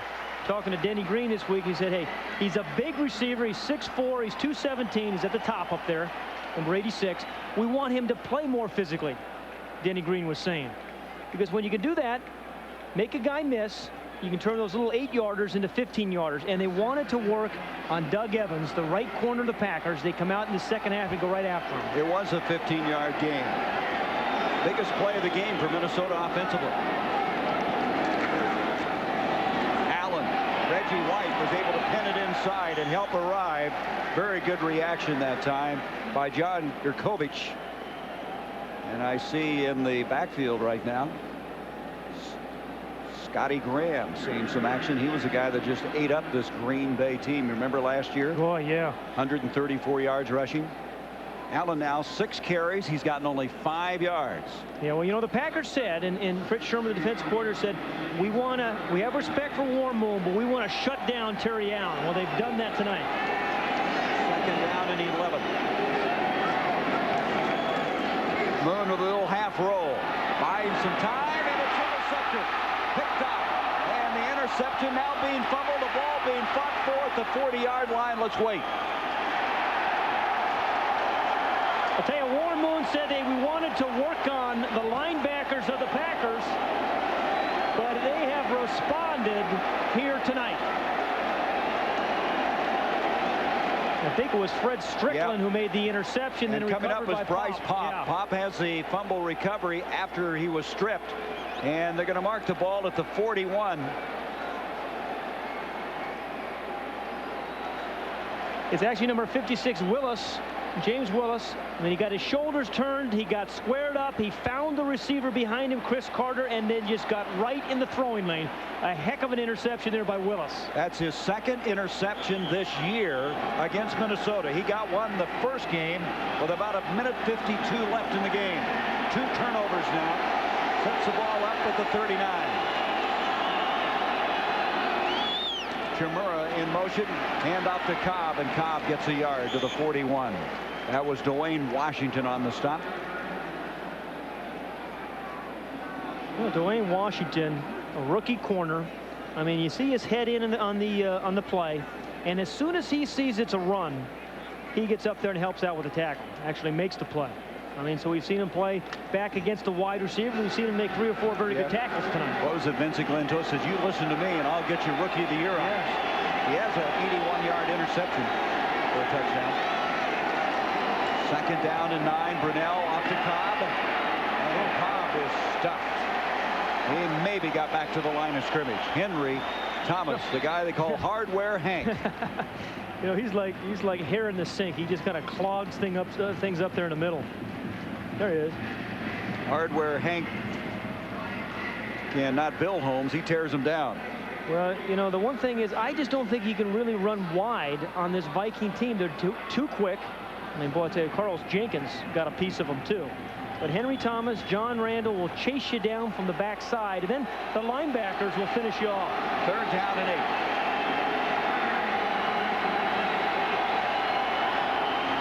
Brunel setting up a screen, complete to Bennett. Bennett is going to be tackled for a yard loss. Oh, is that good defense? I mean, we are seeing some great defense tonight. That was Jenkins and Del Rio. The thought coming into this game is the Vikings have speed comparable to what the Dallas Cowboys have on defense. Well, you know, the Packers are a good screen team. And, you know, it's a good call. You get the defensive lineman upfield, but when your linebackers like Del Rio are defeating blocks like that, both Del Rio and Carlos Jenkins defeated the blocks of offensive linemen and made the play. Hendrick now to punt the football. 11:41 left in the 3rd. 10-7 Green Bay. Palmer back deep for Minnesota. Big rush, and they hit the punter. There's no flag. Palmer at the 15-yard line. This guy is hard to tackle, and eventually wrapped up by Mike Pryor. Well, there was contact made, but there was no flag. Brent Novoselsky also there. Well, if he gets blocked into the punter, it's not the penalty.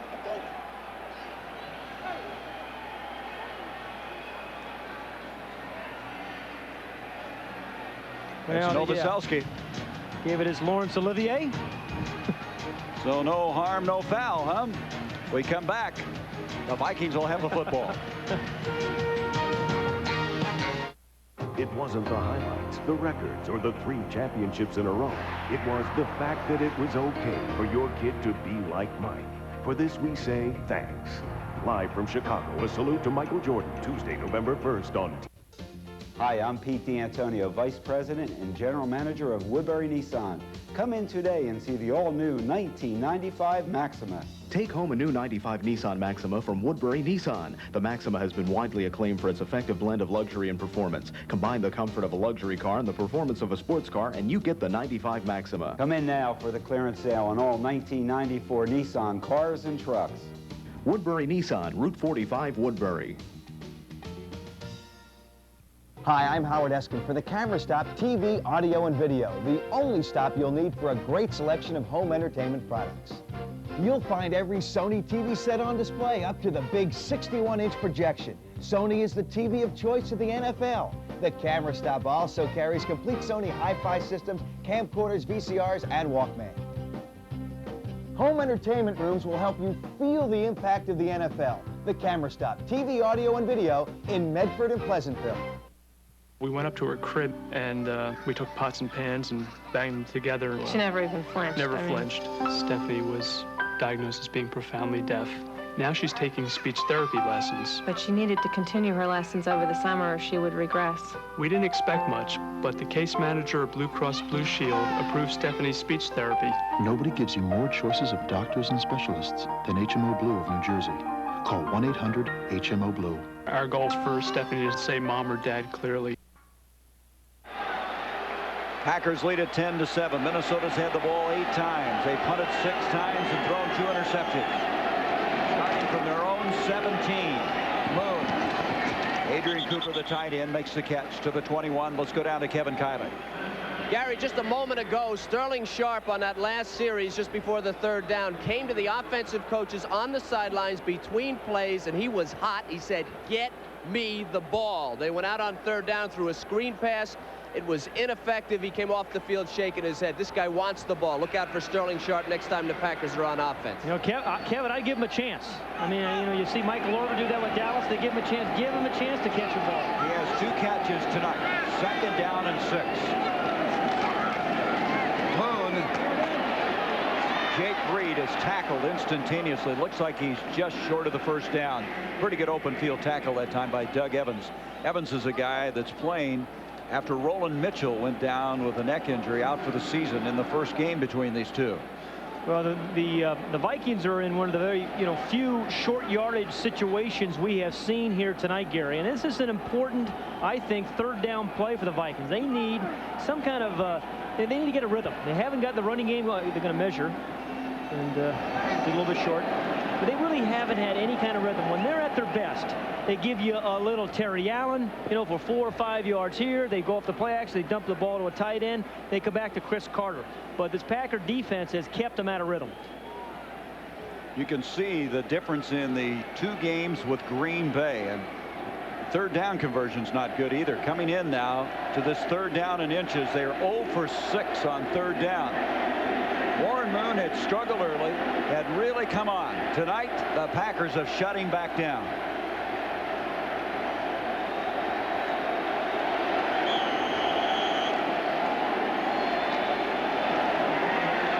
Moon 14 of 22, 105 yards, 2 interceptions. Randall McDaniels, the lead back now in the backfield ahead of Terry Allen, number 64. Here comes Allen. So the all-pro guard, now lead fullback, gets the 3rd and inches. I don't think anybody get in the way of it. Yeah, that's an important play, though, Gary. Just like we talked about, this is a team that is struggling offensively. And if you watch that big old fullback, number 64, McDaniel, he'll take you to the ball. Good block by Chris Carter that time on Pryor. Kind of create a little crease there for Terry Allen. That's a big hole on a short yardage play. And their first successful third down conversion from the 29, first down.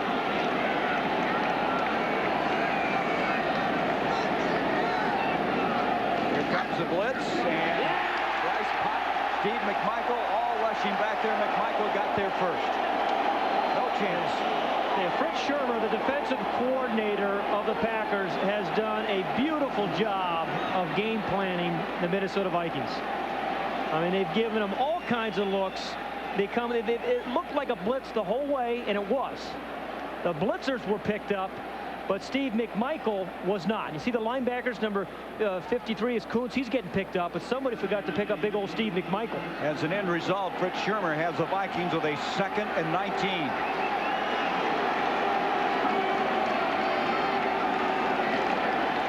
Moon with White coming after him. He gets rid of it. There's a flag. 2 of them thrown. The catch is made by Terry Allen. Reggie White was at the feet of Warren Moon, and we may have a hold because Chris Hinton was desperately trying to protect Warren Moon. So Reggie White has been blocked by Chris Hinton. He's been blocked by Bernard Daphne. He's tried to be blocked by Chris Carter, really with no significant success. That's that little rip move where he gets underneath the arms. Holding number 78 of the offense. That's a takedown. And I tell you, Chris Hinton is not chopped liver. He can play. You're right. And he has his hands full. Last week it was Jackie Slater, member of the Rams. The last game, he was having a miserable time. Well, Chris Hinton was saying, I'm not going to talk to Reggie White much. I'm just going to say, my mother says you're really playing well, Reggie.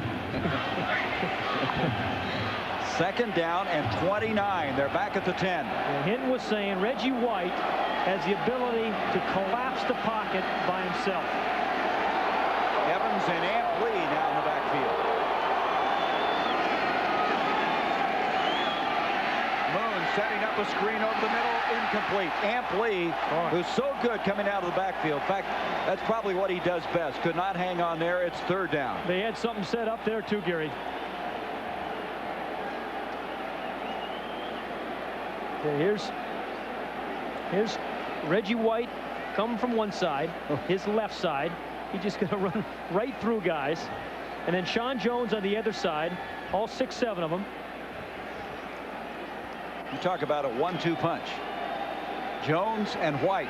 That was John Garrick trying to get in the way of Reggie White that time. 3rd down and 29. Moon at the goal line. He's going to be tackled. The pressure coming again.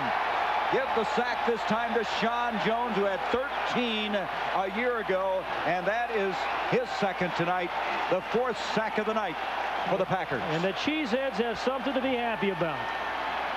This has been really a beautiful defensive game. Here he is, number 96. You got a guy outside wide. You're worried about him. He comes right up inside. He's got real long arms, which give him, he's 6'7", got real long arms, which give him a lot of operating room. And he can see things, and he has power to throw people away and then make the sack. The original line of scrimmage is the 29. They're snapping this ball from the 3. Saxon gets this one very well. Robert Brooks waiting at the 45. Fumbled it. It's loose. The Packers still trying to recover. It's still loose. They're battling at the 35, and Green Bay has recovered. A couple guys had a shot of it. Wow.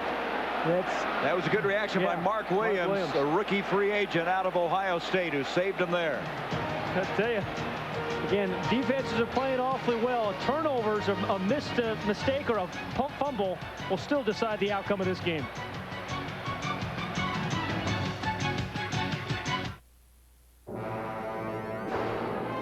Oh, hi. Elvira here, finding great horror movies for the Coors Light Flicker Treat giveaway. Huh? We're giving away 50,000 videos, like the giant Gila monster, the wasp woman, or the brain that wouldn't die. Don't just stand there. Look for me this Halloween in a shocking display of specially marked Coors packages with film clips inside that tell you if you won. The Coors Light Flicker Treat giveaway. It'll be a scream.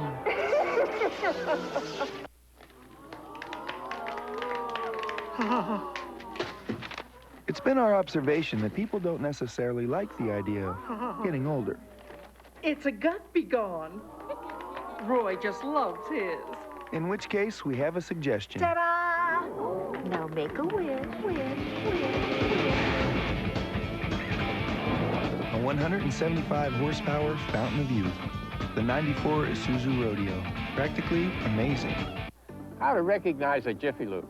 Ask how many locations they have. If they tell you it's well over 1,000 and still counting, drive in, it's Jiffy Lube. Ask if they offer the performance, protection, and quality of Pennzoil motor oil. Ask how they got their experience.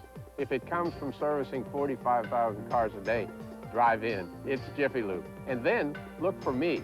That way, you'll know it's Jiffy Lube. Drive in every 3,000 miles.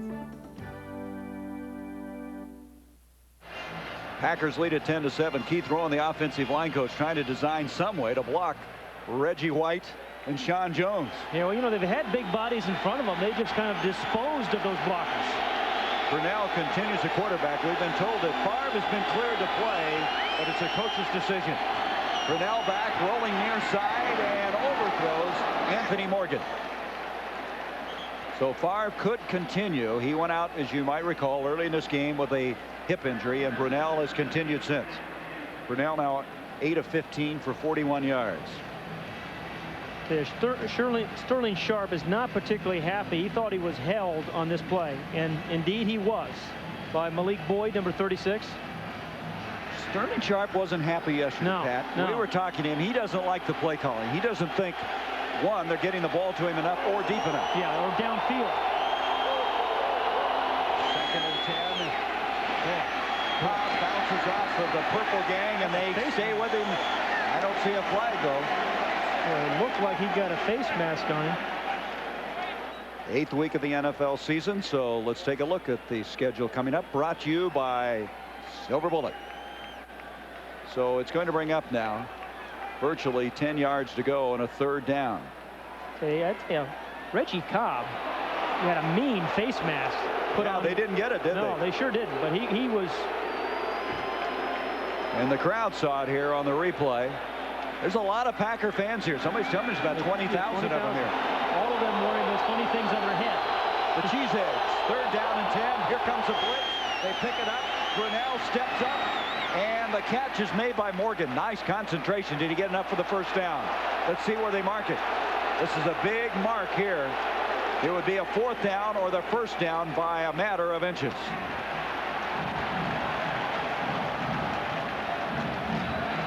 I'll tell you, it's one thing. We have not seen many short yardage plays. The Vikings have had one short yardage play. It is a 1st down. Okay. Let's go back to the one play. There was a face mask on Reggie Cobb. You're going to see number 51, Carlos Jenkins, getting pretty good. I mean, that's not a 5-yarder. That may have been a 15-yarder. You wonder how you missed that with an official standing right there. 1st down now at the 48.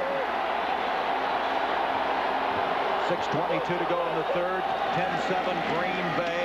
Bennett hit Todd Scott, who will come up as the 8th man up front defensively. The strong safety made a fine tackle, and they pick up nothing on that play. Yeah, Todd Scott is a guy that played real well in the Monday night game over the Giants. You know, here's a guy who can play up close to the line of scrimmage as he did there. He did it against Rodney Hampton against the Giants, but he's got the kind of ability, though, where they'll actually have him play some man-for-man coverage, too. Yeah, and he was a Pro Bowler in '92. Didn't make those spectacular plays a year ago. He wants to get back to that level.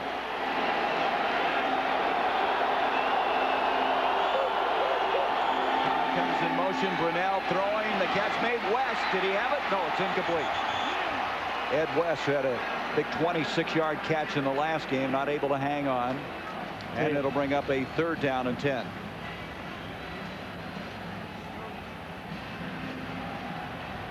Okay, Sterling Sharp's body language. He's the man right there in the slot, number 84. He's telling you a lot about his frustration right now. Now between him and Edgar Bennett, they have 5 catches on the night. They came in both with 39 catches. That's right.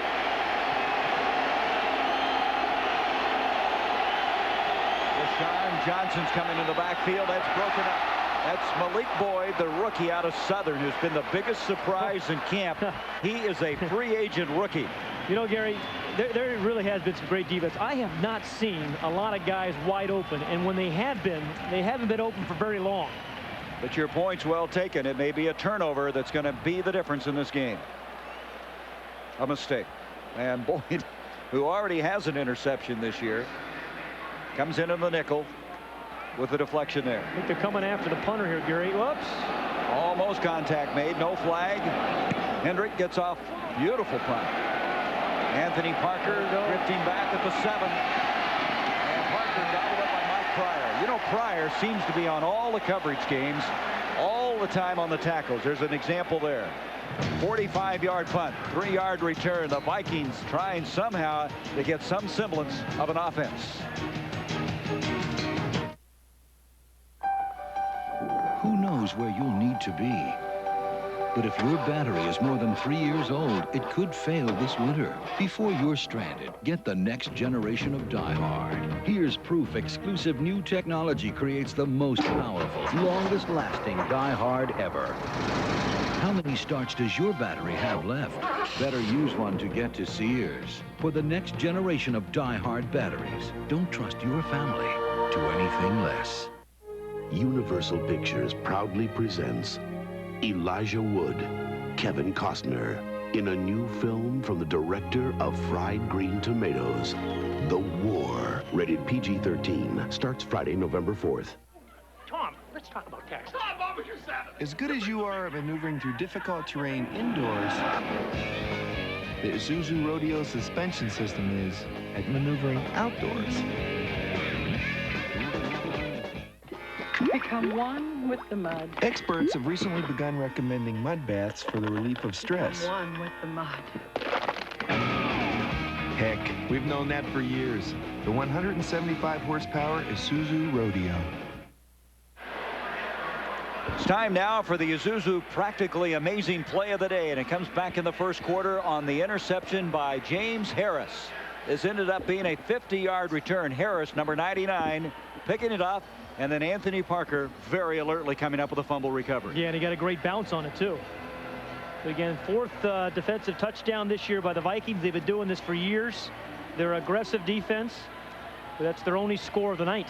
So our practically amazing play gave the Vikings at that time a 7-0 lead, and that's the last time they've scored, trailing now 10-7. You know, the Vikings have had 10 possessions tonight, Gary, and 4 of them have started inside their 20-yard line, so they've really been backed up.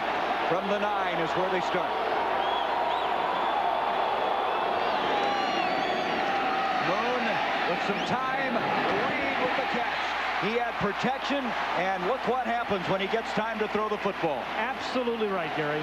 I mean, one of the very few times that Warren Moon has had a chance to be able to get back, get set, read the coverage, and then get rid of the ball. He looks left first, comes back right, nobody's in his face. And if you give Warren Moon that kind of protection, this is the result. You have a first down past the 30-yard line. The result, a 23-yard gain. 6 catches now for Reed. 78 yards. First down at the 32. Terry Allen, and they're trying somehow to get a semblance of a running game. It's just not there. Shut down. Jurkovic there, the Croatian who speaks fluent Croatian. I should say Jurgovic. And as an end result, it's going to bring up 2nd down and still virtually 10 yards to go. Yeah, Fritz Shermer was talking about Jurkovic and saying, you know, this is a tough hand-to-hand combat kind of guy. And he's an alley fighter is what he said. Said that too. He said, you know, for a nose tackle, he said he's really an aware football player, knows what's going on around him. 2nd down 10.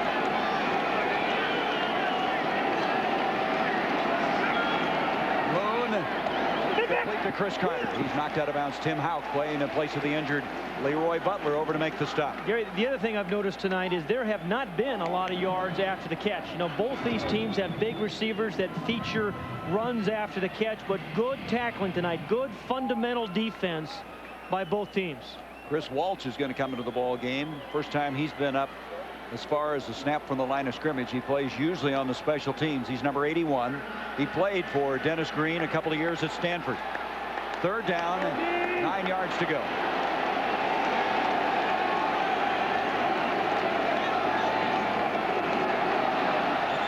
Reggie White fired off, and now Moon goes down, and Sean Jones trying to break his fall, but that was after he pounded him pretty good. Well, Reggie White saw the tackle over the tie. I think it was a tackle move. He moved. Not sure who's going to get the call, but I saw I think it was a tackle move. For the snap, ball start. Number 78. 5 yards. It's still 3rd down. You know, if you were a betting man, you would have bet that Reggie White was right. You know, when you're playing again, he makes offensive tackles nervous. Reggie White did. He's. Well, I didn't see a lot of movement, did you? Yeah. You know, the twitch of the knee, but he is to offensive tackles what Ricky Henderson is to pitchers. You know, you always get that nervous twitch going. You're worried about you overthrow the bag, right? Worried about that guy stealing. 3rd down now. 14 yards to go. Moon double pumping. He doesn't have time, does he? Gets rid of it.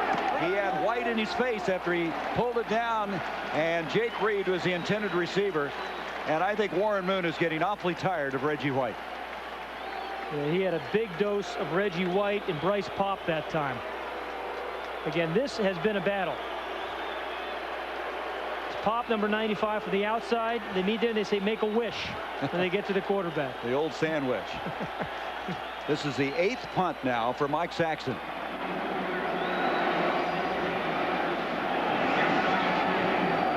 .328 left in the 3rd. 10-7 Green Bay. Saxton kicking away to Brooks. Ball going to roll inside the 30, and all of a sudden Brooks falls on it. Very dangerous move by Brooks. Ends up being a 44-yard punt. They'll start from the 28-yard line. The Packers somehow trying to sweep the Vikings. Hi, I'm Howard Eskin for the Camera Stop TV, audio, and video, the only stop you'll need for a great selection of home entertainment products.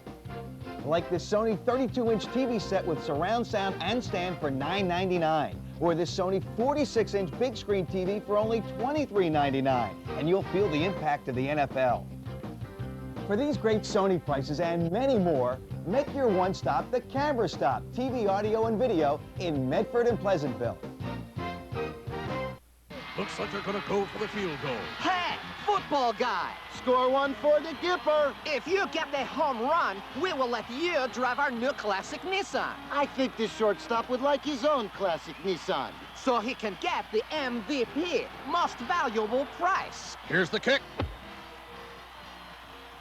Grand Slam! It's all over. Classic Nissan beats the competition again. Let us start the way. In the market for a car or truck? Once you stop at Miller in Mount Holly, you won't have to go any further. Right now, for 10 days only, Miller Ford is having its year-end factory-authorized clearance. A $5 million inventory must be sold. Every car and truck sale price. No reasonable offer refused. Miller in Mount Holly can help you find the right vehicle at a price you can afford. Others promise it, but Miller guarantees it. The Miller family has been satisfying customers since 1912. Stop at Miller today. Miller Ford Subaru Oldsmobile, Route 38, 10 minutes east of 295 Mount Holly. Packers lead at 10-7. We're going to show you how Chris Walsh got hurt. We'll warn you ahead of time. You might want to turn away as Walsh hurt on this coverage. Number 81.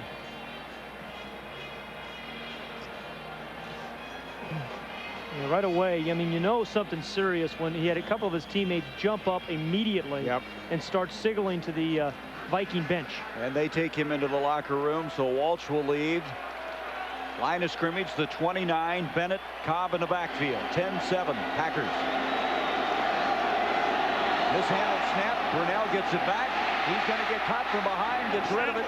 And John Randall looking like a running back coming from the backside, and you just burp, and you're in trouble when John Randall's in the area.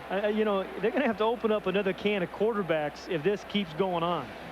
Because John Randall, every time they've tried to single block him, he's defeated it. They've tried screen passes. They've tried traps. It hasn't worked. Well, 2 catches tonight. Sterling Sharp's body language, as we documented earlier, shows he knows he's only caught 2. They had him open for a deep ball that was poorly thrown. They had a chance to get him downfield once. 13 yards on those 2 catches. Second down 10. Here's Sterling with his 3rd catch. Double coverage on him, and he gets across the 30 to the 31. So that's one way to get him involved. Vincey Glenn, who has had a field day against Brent Favre in years past, now playing against Brunell, up to make the stop. There's Glenn. They just let him kind of roam around at that safety spot. Gary, once again, 3rd and long for the Packers. The Packers have not had, if I'm correct, a short yardage play tonight. I mean, they haven't had, you know, a 3rd and 1 or 3rd and 2 all night. Dislocated right elbow on Chris Walsh.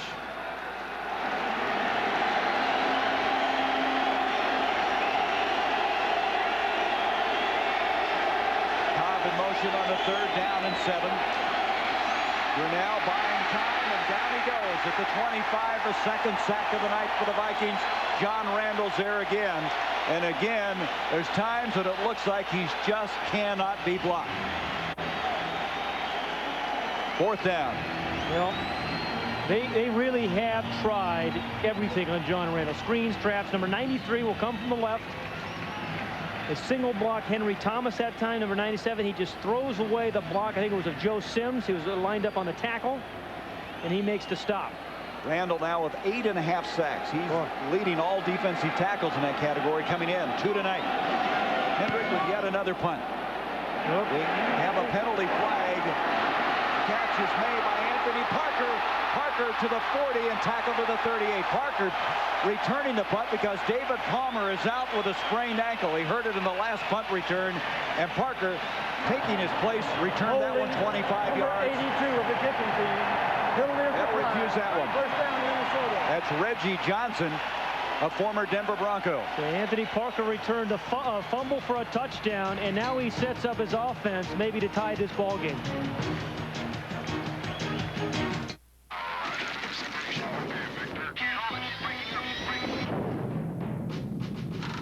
An ordinary beer can, barely alive.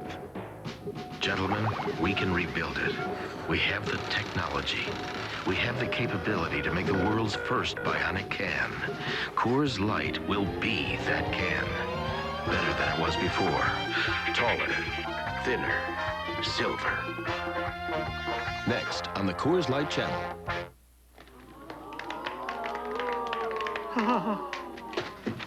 It's been our observation that people don't necessarily like the idea of getting older. It's a gut be gone. Roy just loves his. In which case, we have a suggestion. Ta-da! Now make a wish,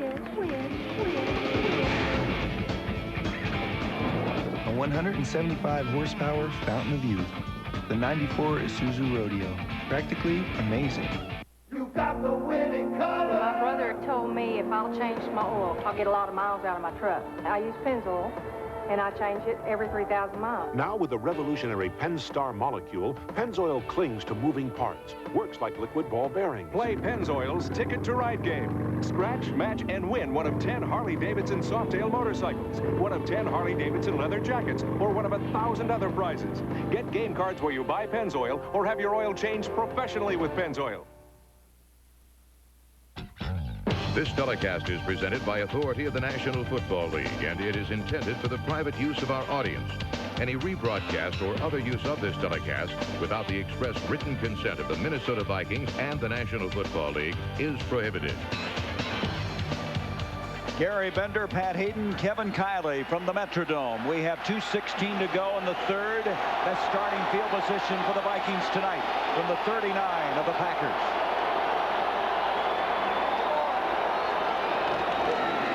Moon to Allen. Allen, who's been shut down, gets some yardage there inside the 35. A gain of 5 yards. The Packers with the lead, trying to sweep the Vikings for the first time since 1988. A huge game here in the NFC Central.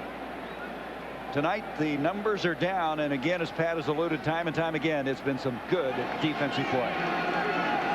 They set it up as a night of great defensive linemen, and it's been that one. 2nd and 5.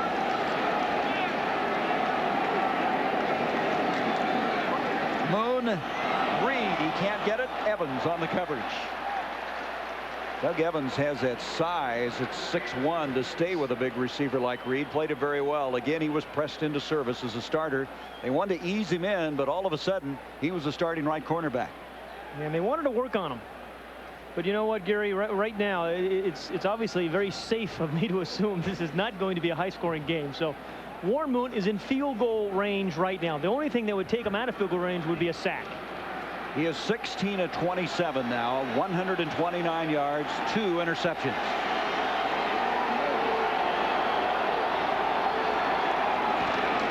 On a 3rd and 5, pressure coming, he gets rid of it. Almost coming up with a catch was Chris Carter. Tell you what, Doug Evans defending on the play. Carter, who's got that basketball background, is a leaper, but he just couldn't get high enough. Yeah, you know, he and Fred Barnett and guys like that, Jerry Rice, when the ball's in the air, they get awfully competitive. I'm talking about Chris Carter. Andre Rice, another one of those guys. He's in the slot, number 80. The other thing about Chris Carter, Gary, if he can't get it, he makes sure the defensive back doesn't pick it off. I mean, he is a quarterback's best friend. Well, his brother Butch played in the NBA for 6 years, but Chris was a good basketball player himself. Teague was back there. And here's a flag before the snap of the ball. All kinds of movement. It goes from a 51-yard, what would have been a 51 field goal attempt. Now they're in field goal range for Fuad Revez. Yep. Yeah, I think it was Jurkovich that moved. They had a 4th and 5. And would that give them the first down? Well, it certainly puts them in field goal range. We have a neutral zone infraction on the defense. Moved into the neutral zone. The offense moved. Therefore, it's on the defense. 5 yards. It'll still be 4th down. Still 4th down, so it did not give them first down by penalty. That is a big, big play for Minnesota. Again, you're fighting, scratching, clawing for any kind of points you can get. It's a three-point ball game. Well, they're going to go for the first down now. They're not going to try the field goal. Moon is in. Yeah, and Randall McDaniel is the guy who led on the other short yardage play. There's been one short yardage play this entire game, and they ran to their left to the rookie Todd Stussey's side. For the year, the Vikings on 4th down are 2 of 5. Here we go, 4th and inches.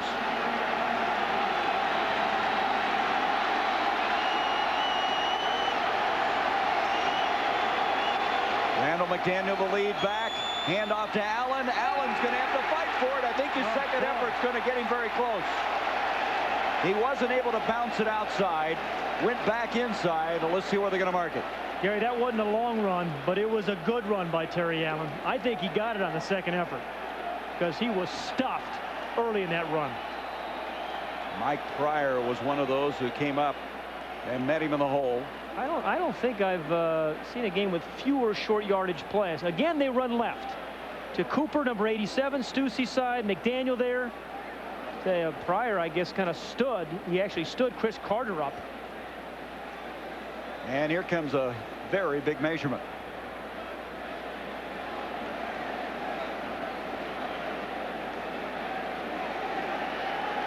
He did not get it.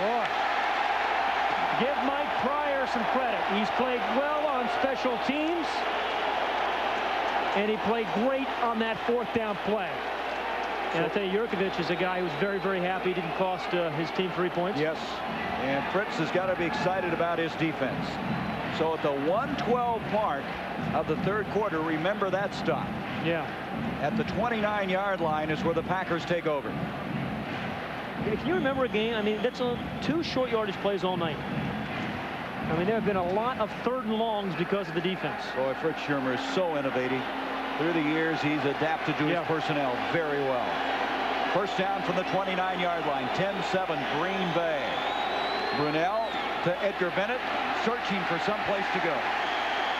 I think we got a first shot at him was Jack Del Rio. Tell you, Del Rio, he's having a good time. Del Rio's right here, number 55. When you're playing against guys like that, a guy like that, Randall Nuss, you're going to make some tackles. But he sees the man in motion. Now, he doesn't overrun it. You know, that was the very patient play there by Jack Del Rio. A lot of young linebackers would have went right outside, and he would have cut back. He's making tackles at what might be a new record level for the Vikings for this year's over. He's 5th tonight.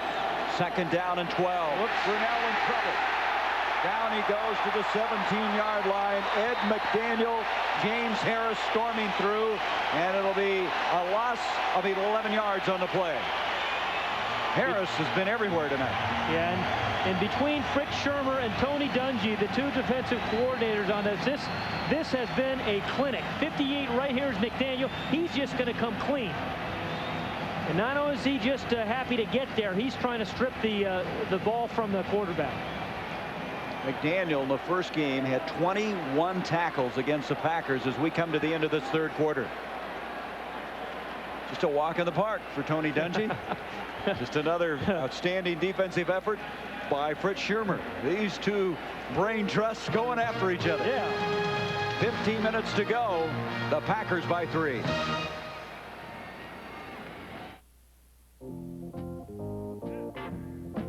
At Riders Jeans and Casual Wear, we studied hundreds, thousands of regular folks to learn their shapes and sizes.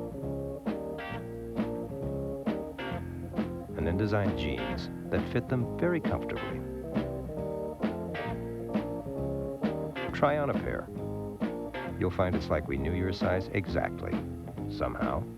Riders Jeans and Casual Wear, cut to make real people look real good. Your first big snow, Joey. Here he comes. Joey doesn't care that inside is the world's most energy-efficient furnace. Here he comes. Here he comes. Or that Carrier can save up to 40% annually on heating. Look at him. He loves it. All he cares about is how warm and comfy Carrier keeps it inside. Joe? If you care about energy efficiency and saving money, call your Carrier dealer.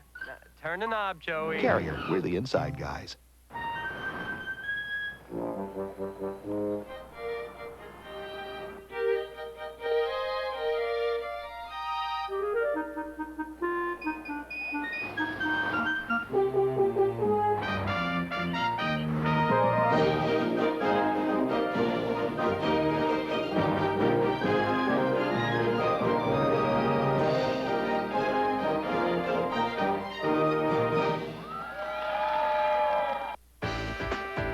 If you see it here tonight, you're very likely to talk about it here tomorrow. Last call. Check your local listings. Do you like defensive football? You've come to the right place here tonight. We start the fourth quarter, 10-7. Green Bay as they come to a 3rd and 22.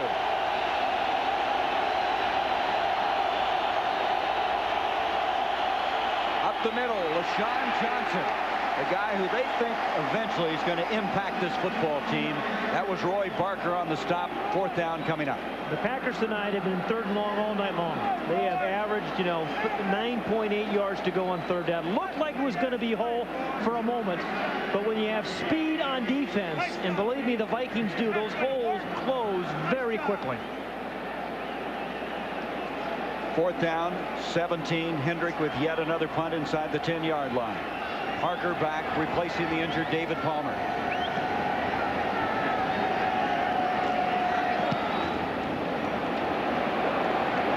Parker waiting at the 35, up to the 40, tackled by Mike Pryor. Again, there's Pryor, seemingly always there. Yeah, he has had a great game. Number 39, we have Mike Pryor as a special teamser. We have a penalty flag, and it's going to be holding against Minnesota. Yeah, and an injury. And we have Lenny McGill, a rookie out of Arizona State, down. You're the run back. That's a guy, Lenny McGill, who's played pretty well for the Packers. 2 interceptions, both of them come inside the 20-yard line for the Pack. And with 47 seconds in the last game, sealing the victory. We're going to go away with 14-14 left in this game.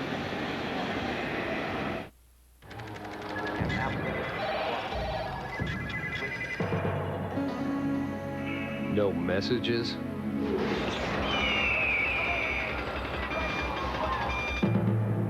No faxes. No mind-numbing meetings. When I'm in my Eldo, I own the road, and nothing owns me. El Dorado with the North Star system by Cadillac.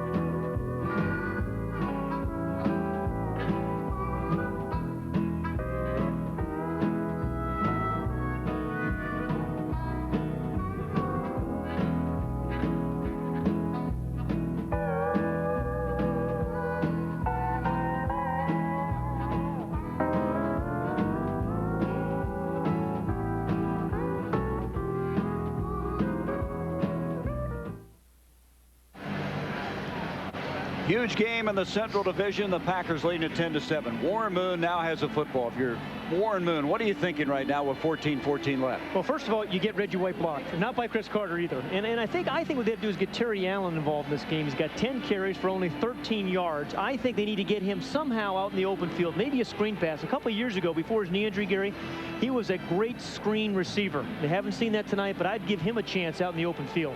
Well, Moon's got to figure that there's a lot of time left in this defensive battle, as he has all 3 of his timeouts remaining. You see what Terry Allen has done, as we mentioned.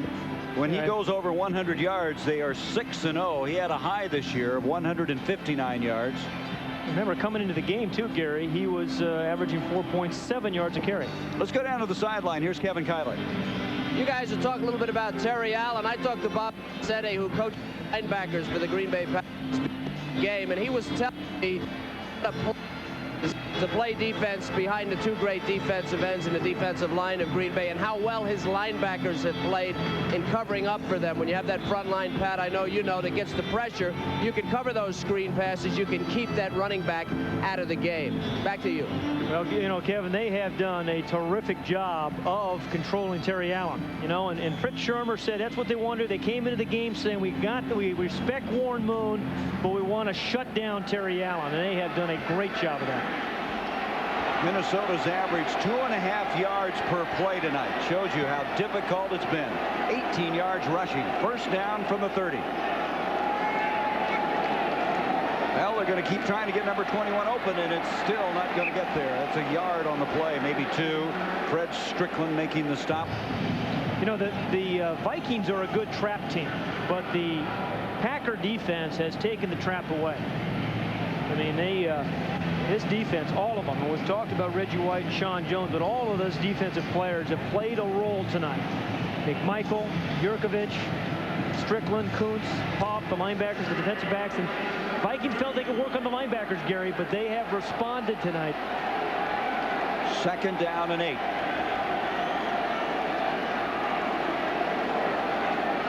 That's Chris Carter in motion.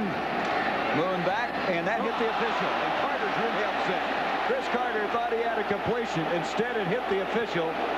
And the Vikings are having enough trouble getting their offense going without an official working against them. I think it was John Keck, the umpire, right there. There's John. I tell you, he leads with his head on this one. But here's a chance they're going to get the ball to Chris Carter on the move in the run. Oh, he could go right in the left eye, did John. He was wide open, John was. Well, that's truly the 12th man right there, Yeah. right? Texas A&M doesn't have anything on this guy. 3rd down now, 8 yards to go.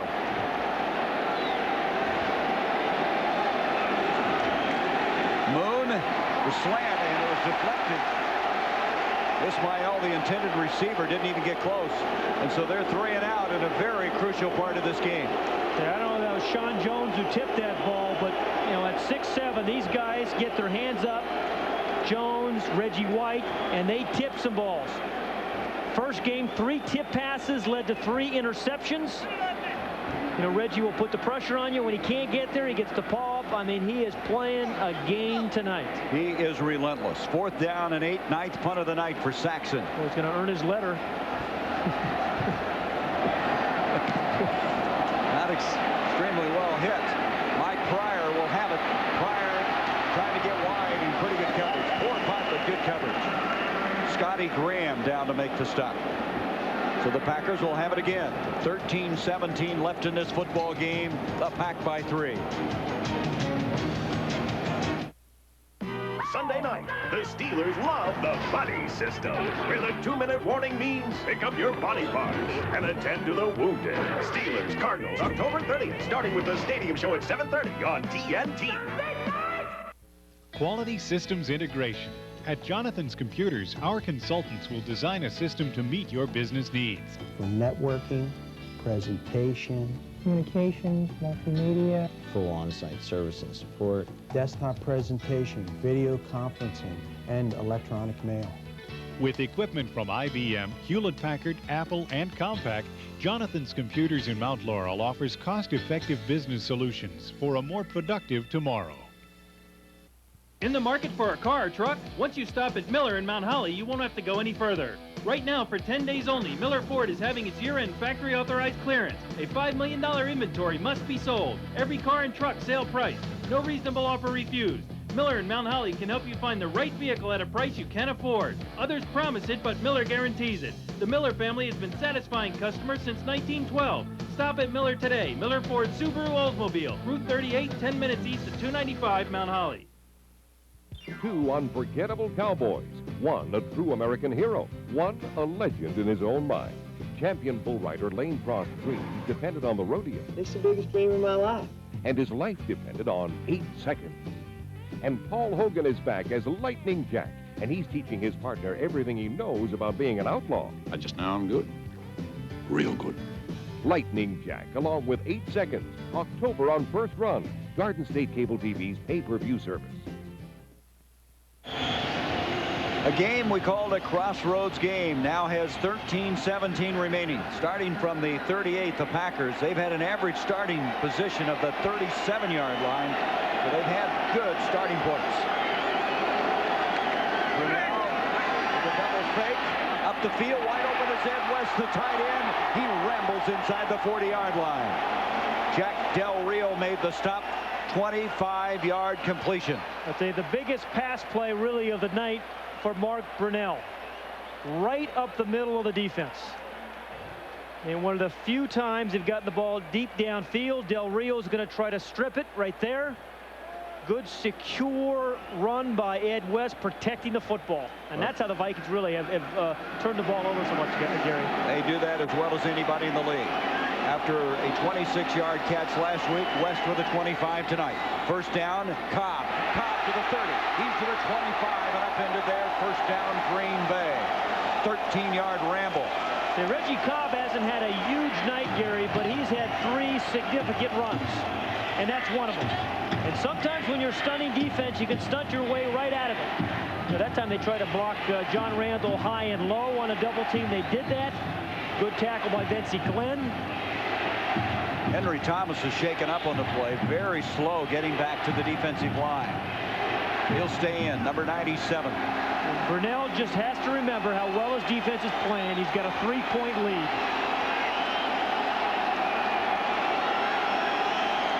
Brunel pitch to Cobb. Cobb gets a block from Winters and takes it to the 21. Gain of close to 5. Second down coming up. Now, Reggie White has had a big impact on this game, Gary, and Keith Rowan, the offensive line coach of the Vikings. I mean, some guys, you got an end, you got a tackle. But then when it's Reggie White, you know who number 92 is. And you better be careful where he is. And he's played over the center, he's played over the tackle, he's played wide, he's tipped passes, he's sacked the quarterback, and he's hurried him. He's really been a thorn in the Vikings' attack here tonight. From the 21-yard line now, second down, 7 yards to go. And a mishandled snap. The ball is loose. And Minnesota says they have it. And they do. That is Randall. Ed McDaniel came pouring up the middle.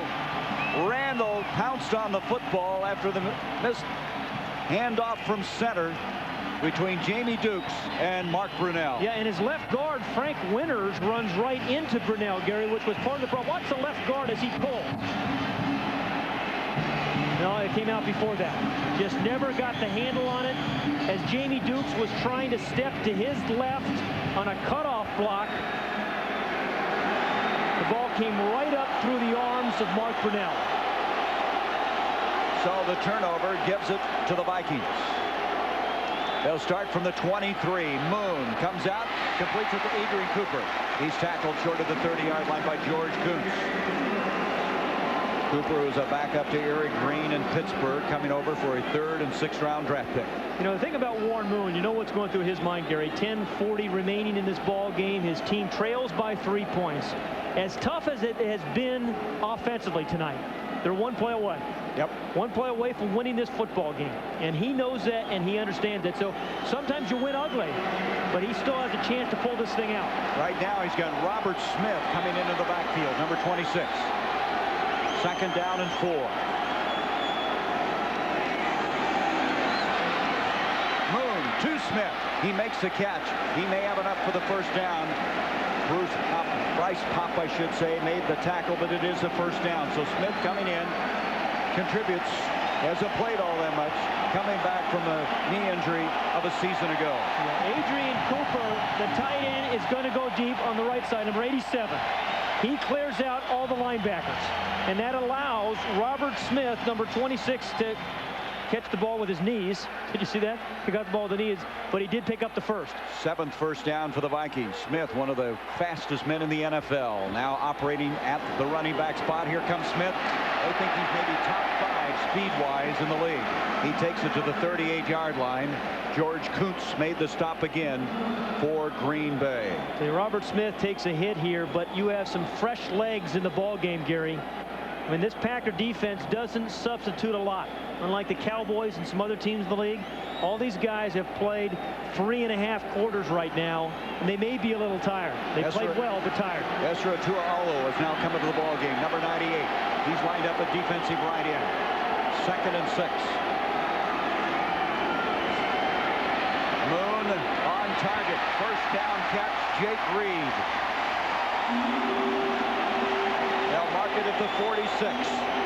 A methodical drive. 8:50 remaining in the ball game. Again, his team trails by 3. He's thinking touchdown all the way, but he's thinking be careful. Reed now with 7 catches for 86 yards. John Jones took himself out. That's a reason Tuaolo has come into the ball game, number 98. Yeah, again, that defense has played well, Gary, but there have not been a lot of substitutions. They've played a lot tonight. The blitz coming. They pick it up. Smith in his tackle. Who's a relentless player himself. He refuses to be blocked. Gets through, makes a big defensive play, a loss back inside the 45-yard line. Number 95, Bryce Pop, is a very versatile player. That time he lined up as a middle linebacker. I mean, he's played outside linebacker, middle linebacker. He rushes the passer from a down position, but not only was it a good tackle, but it was a perfectly timed blitz, Gary. Had the snap count down forward. Pop started as a middle linebacker, moved outside due to injuries. Very versatile. 2nd and 15. Moon again, the completion made. That is Chris Carter with a catch to the 50-yard line. Okay, Chris Carter is good in a crowd. Getting up slowly is George Teague. 6 catches for Chris Carter, 31 yards. It's going to bring up now 3rd down and still 7 yards to go. And George Teague is trying to get the cobwebs out there, pump up that helmet. He's got one of those quarterback helmets. From the 50, 3rd down, 7.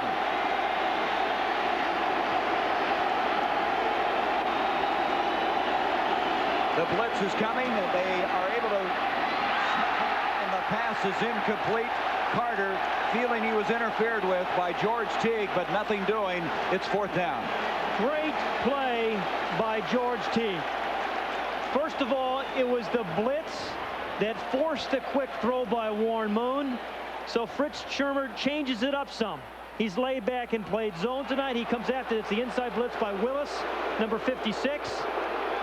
Teague had his right hand on him. They're not going to call the pass interference on that.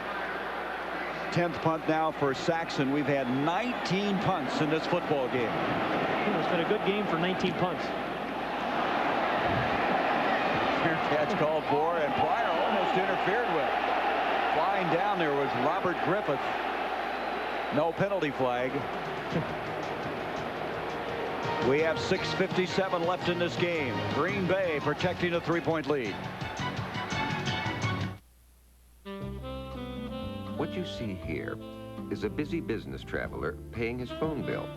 That's because he's staying at Courtyard by Marriott, where when you apply for a new AT&T corporate calling card, you'll be sent a certificate worth $10 of AT&T long-distance calls. So when you stay at Courtyard, you'll not only leave refreshed for the next business day, you'll feel pretty good at the end of the month, too. For details or reservations, call Courtyard at 800-321-2211.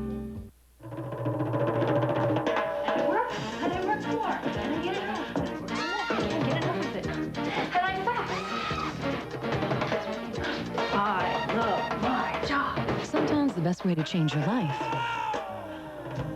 is to change your clothes.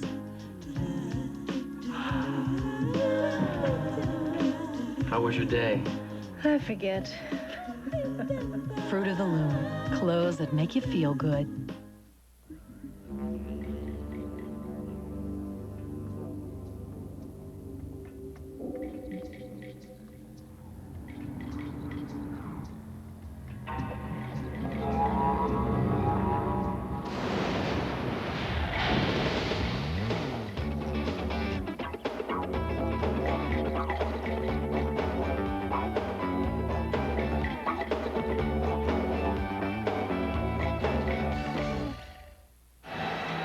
Well, there has been a lot of game planning going on. Once again, that's Keith Rowan, the offensive line coach of the Vikings, and he's telling his guys, stay cool.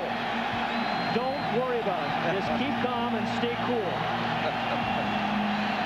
That's a new kind of shampoo. In this game, the Packers have 152 yards in offense. Minnesota 135. Listen to the crowd. Brunell to Bennett. And Bennett lunges close to the 15-yard line. A pickup of 2, 2nd and 8. Gary, this is a very big drive for the Packers. As they lead this game by 3 points and you wind down to about 6.5 minutes left in the ball game, this is a drive you can't afford a 3-and-out on. They started the game like that. They need to pick up a few first downs. So Mark Brunell is growing up fast in the NFL.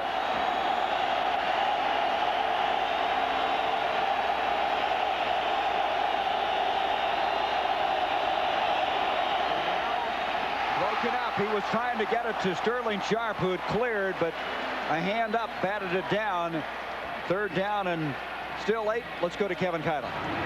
Hey, Gary and Pat, I know we're in Minneapolis, but on this end of the field, the stands in the end zone behind the Packers are full of cheeseheads. Reportedly 15,000 people or more from the Green Bay area have come to Minneapolis to see their team, and it is loud for the Packers on this end. Back up to you. Border warfare. They just come across the river and come on in here. How dare them do that? Come into the home of the Vikings. More cheeseheads than Hannibal had elephants. There's a bunch of them. 3rd down and 8. They're going to reset the clock, and that's what the holdup is all about. They start the play clock. Brunell, 3rd and 8. Big play. He's going to give off to Bennett. They try to cross him up, and the Vikings were not fooled. It's 4th down. This is a good Viking defense. What looks like is going to be a play for perhaps a first down just shuts down after a very short game. And that was Jack Del Rio who shut it down. Looks like Vincent Glenn is gimpy out there. He's going to have to come out of the ball game. Glenn is shaken up. Todd Scott will come in on this punt return as Hendrick will punt from the 5.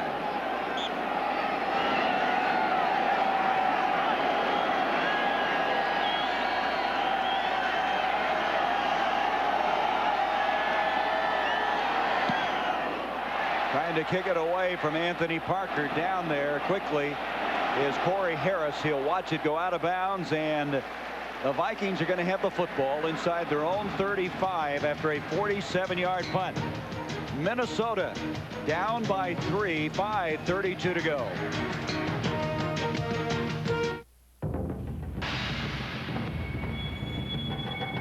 He has no clients, no conferences, no appointments, no schedules. For Contemporary Man, that kind of freedom is found in a different form. El Dorado. With the North Star System by Cadillac. Imagine video like you see in the movies. Graphics you want to reach out and touch. Numbers that fall into place instantly. If that's what you want from your PC, then there's one thing you'll want to have inside it. Because there's one thing that runs all your PC software best. The Intel Pentium processor.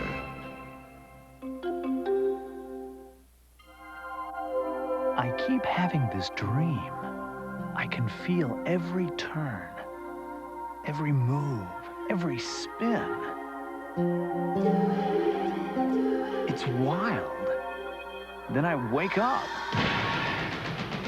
Sea-Doo. Hold on to your dreams and hold on tight. Everybody's doing it. Sea-Doo. Sea-Doo. Well, Sterling Sharp is not a happy camper. He has 3 catches tonight, and sitting by himself a moment ago, Brent Favre went over and talked to him for a while. And, but his team is leading, Gary. Yeah. I mean, again, they had some team meetings. He wasn't down participating in those, the offensive meetings. Favre has been trying to help his backup quarterback, Brunell, but, I mean, he may have to come up with a couple of big catches in this 4th quarter. From the 34 of the Vikings, down by 3. Fake by Moon, complete to Robert Smith, and Smith close to the first down.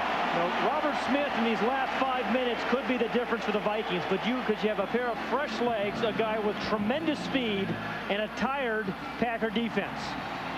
Starts with some play action, just sneaks out of the backfield, and he's pretty good after the catch in the open field. Terry Allen now comes into the backfield after that first down catch. Moved the ball out to the 45.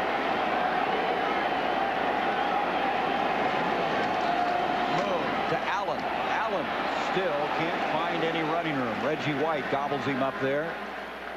Picked up maybe a yard, 2 at the most. Reggie White doesn't stop him, and indeed he did. He had a chance. Terry Allen had a chance. There was a blitz, and for a moment there, Terry Allen was going to run right through all the blitzers. But Reggie White said, no thanks, sit down. 2nd down and 8 yards to go. Just short of the 47-yard line. I love these signals. That's the interception call. It's the Rudolph defense. They call off the blitz. They faked it. Moon going up top. Down here it is. He almost made a remarkable catch. Defending on the play was Corey Harris. He had to wait. It looked like he might be able to cradle that ball before he hit the ground. Well, they had the right call on. I mean, Packers faked blitz. They came out of it, but they had Ismail one-on-one with Corey Harris. See, Teague, number 31, he fakes the blitz and then comes inside. But Warren Moon had audible deep all the way when he saw the blitz look. The ball should have been caught, really. Yeah, and looking at the replay, that was more than catchable. Yeah, and he knows it. Ismail knows. He's had some drops, some spectacular plays, and some inconsistencies. 3rd down and 8. Moon again, and they get the first down. And it's Chris Carter, the go-to guy, the playmaker for the Vikings, comes up big here. 7 catches for Carter. 40 yards. They move the chains. First down to the 43 of the Packers. Right now, you had better double team Reggie White, number 92, and he is.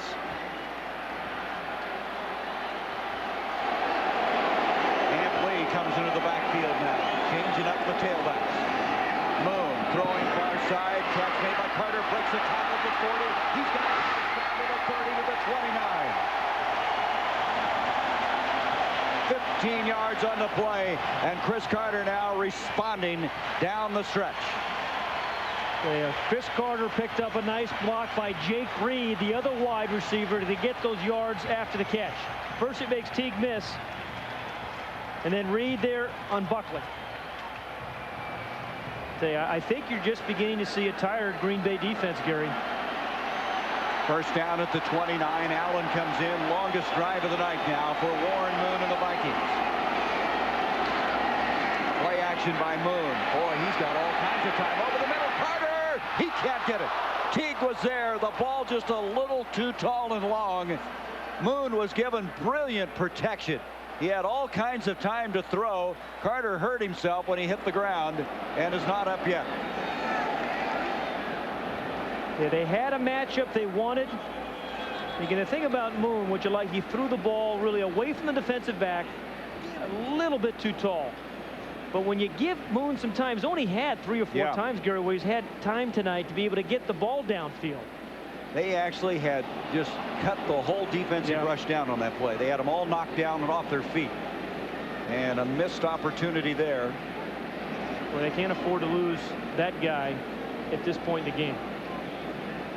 He's made 2 huge catches on this drive. He has 8 for the night for 55 yards. There's 2:46 left in this game. It'll be second down and 10 as you look at the near catch in the end zone. Well, he just knocked the wind out of himself. He's up. Walking a little groggily, I might add. Well, he doesn't look like he's ready to come back in right away. No, he doesn't. Okay, you know, Gary, remember last week in Green Bay's game when they were playing those Rams in the 4th quarter, and when it really got tough, Reggie White came to life. Now, he's dominated this game from start up to this point. But great players make something happen when the game's on the line. And right now, for Reggie White and this Green Bay defense, it's got to happen. Well, they did it the last game, White and company, keeping the Rams out of the end zone to pick up the victory. And White playing so hard, wanting to win so desperately. And you know, when they line up, they'll look for number 92. When the game's on the line, Reggie White usually has something to say about the outcome. Second down 10. All 3 timeouts remaining for both teams. 2:46 left in the game. The Packers by 3.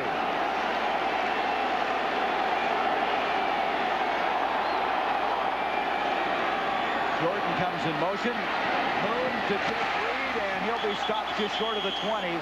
A yard and a half short of the first down. Doug Evans made the stop. Well, the Vikings were thinking about Reggie White, I promise you, because they had 2 guys take care of him, and they rolled away from him. First you roll away from White, then you get Hendon, and then you get a back to chip him, and a 3rd guy blocks him. And here comes Chris Carter back into the football game on a 3rd down and a long yard to go.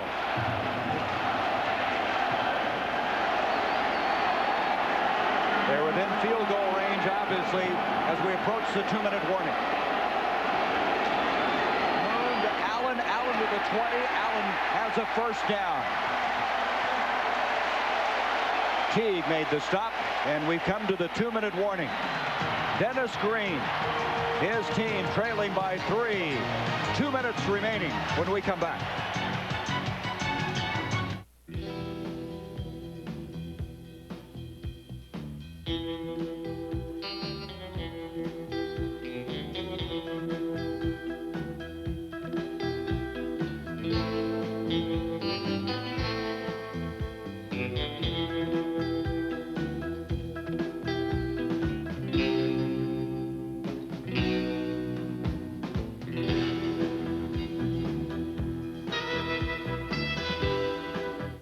The car on the right was filled with Castrol Syntec, a synthetic oil, the other with conventional oil. They were then drained and started without oil to prove a point. You see, Syntec has a unique molecular structure that bonds to engine parts. Lab tests show it leaves a layer of protection far stronger than conventional oil. And if Syntec protects this well now, imagine if you leave it in. Castrol Syntec protects in ways other oils can't.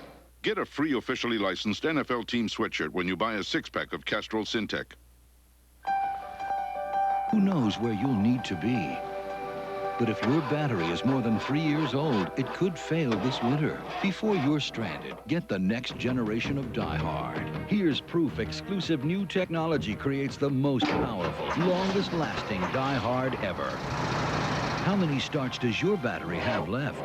Better use one to get to Sears. For the next generation of Die-Hard batteries, don't trust your family to anything less. Only the third short yardage play by the Vikings. The first 2 times they ran away from Reggie White. This time, they're going to block him and run right at him. And it's Adrian Cooper who blocks him, but holds him. Grabs his jersey. Now, there was no call there, and Reggie White was really hot about it.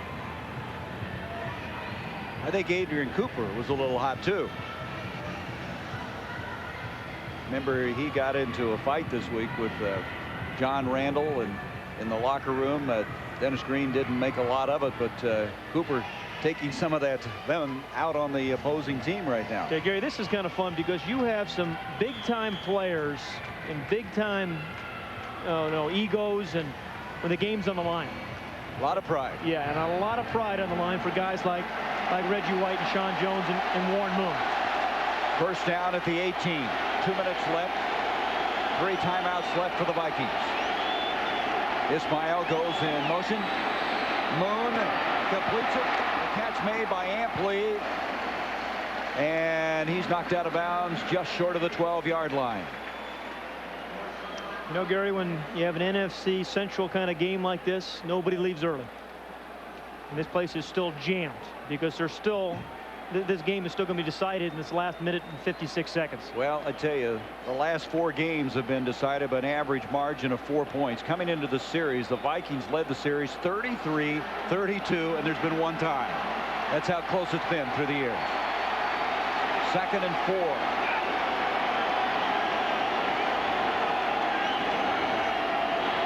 Moon again, same play, Ampley. Did he get the first down?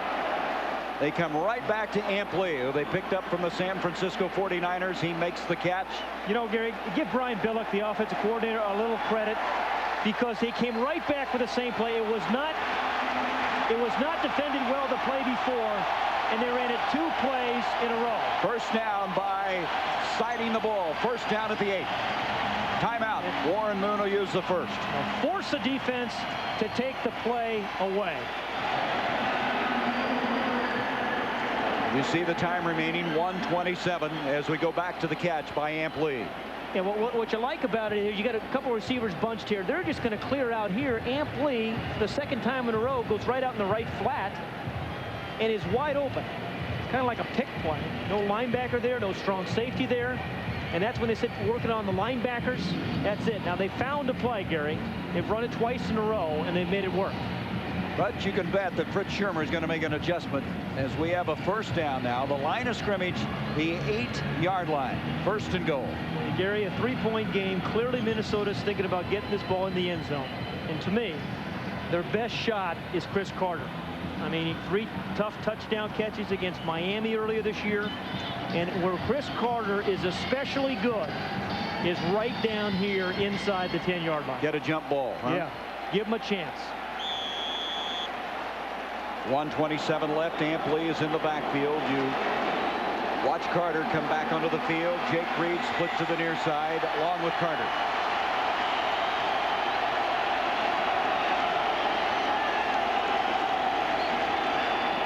Moon with time.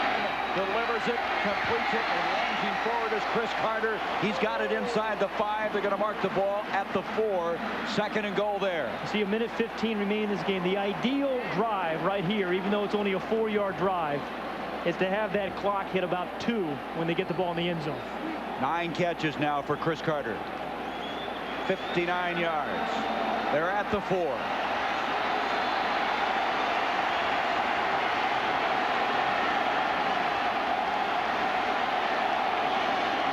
Pitch to Ampley. He breaks 1 tackle, reverses field, and they stay with him.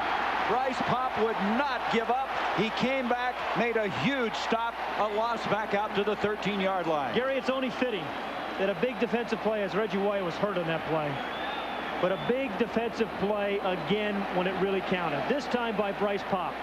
He overran the play early, but didn't quit. Bryce Popp did not quit on that play, and on a second effort, he made the tackle. And the Vikings will use their second timeout. The line of scrimmage, the 11-yard line. It's going to be 3rd down and 11, 3rd and goal from the 11. Gary, here's Popp, Bryce Popp. I mean, this has just been a beautiful game of defense and effort and second effort, and guys trying amply, breaks the tackle. Popp's knocked down, he gets up, then he makes the play again. Boy, that's just great desire. Yeah. Here's Reggie White. Slipped early. Ouch. That little John Garrick. Yeah. John Garrick to the old solar plexus. And he'll remember that. Although this is the last time they meet in the regular season this year.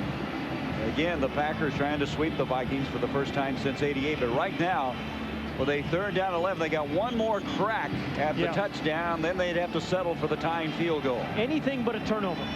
You know, give Chris Carter a chance, although clearly Frick Shermer knows that Chris Carter is a leaper. But, you know, I'd still give him a chance. You can take a sack. You just cannot throw the interception or fumble the ball. Don Davey has come in replacing Reggie White on this play. Number 99. Yeah, this was a heck of a play not to have Reggie White in. And now we're going to have the Packers use a timeout, and they might wait. And here comes Reggie. Yeah, and they just give him a little longer blow on the sideline and let him come in. That's a smart play by Mike Holmgren. Yeah, he's an angry man right now about getting that shot from Garrett. The Packers have 2 timeouts remaining. Well, they can't get any better than this, but next week will be in Sun Devil Stadium. The Arizona Cardinals, that's Seth Joyner, one of those former Eagles, now playing for Buddy Ryan against the Pittsburgh Steelers. Steelers have the #1 rushing team in the NFL, and the Cardinals feeling pretty good about themselves after the overtime win. A huge game coming up this week. They play the Cowboys. You know who's had really played well for Pittsburgh this year is Darren Perry.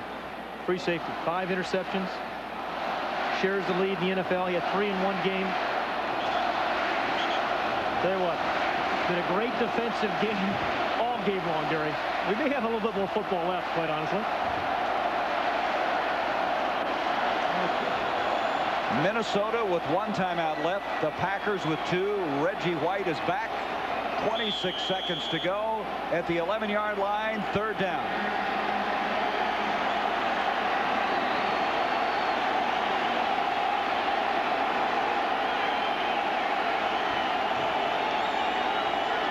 Andrew Jordan in motion.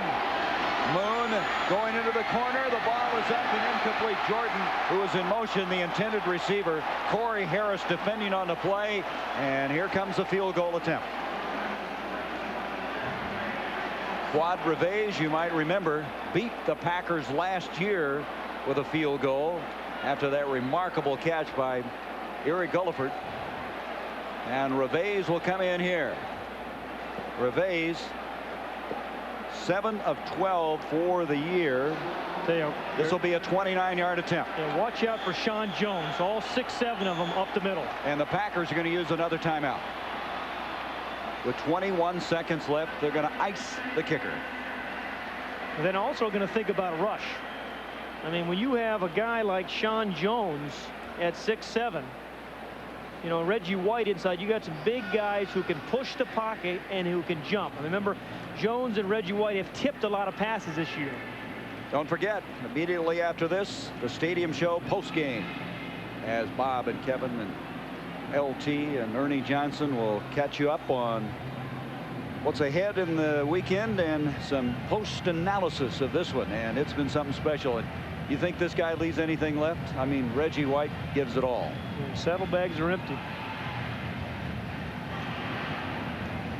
You always wonder what a field goal kicker's thinking at this stage. I mean, this game has been a true black and blue division battle, and it's going to come down to his toe to see if they go to overtime. You know, I have to be honest, I hate to see kickers decide games like this. I mean, somebody on defense should decide this game. 29-yard attempt.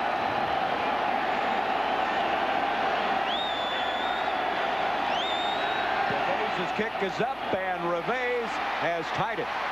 We're even at 10. That's the first scoring since way back in the first quarter for this Minnesota team, and that came on the defensive side. Well, I promise you, Gary, you're going to see a squib kick here from the Minnesota Vikings. There's Nolan Cromwell, the special teams coach. Or a low line drive. We actually seen both from Reves tonight, the low line drive and then the squib.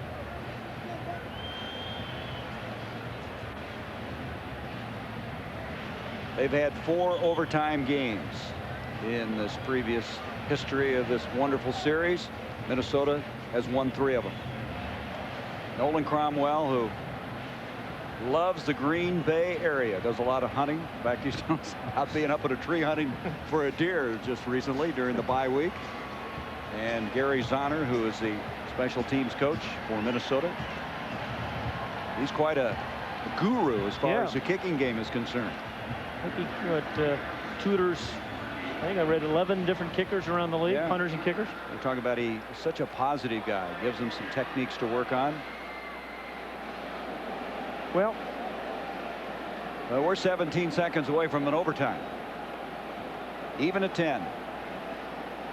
Kind of a hush right now in the Metrodome. Everybody saying, hey, I better save something for the next few minutes of this game. Or call the office in the morning. I'm going to be a little late. I'm sure the boss would understand. Don't get caught on camera tonight.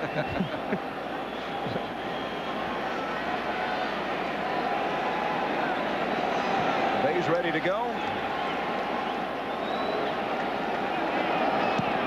Wad gets it up and bounces it around. It's picked up. And they bring it out to the 42-yard line. And so, with 13 seconds left now. This is not over. You know, Green Bay still has a timeout remaining. Jackie has a career long of 54 yards. Now, the one thing the Packers have not done is they've not had a good vertical game today.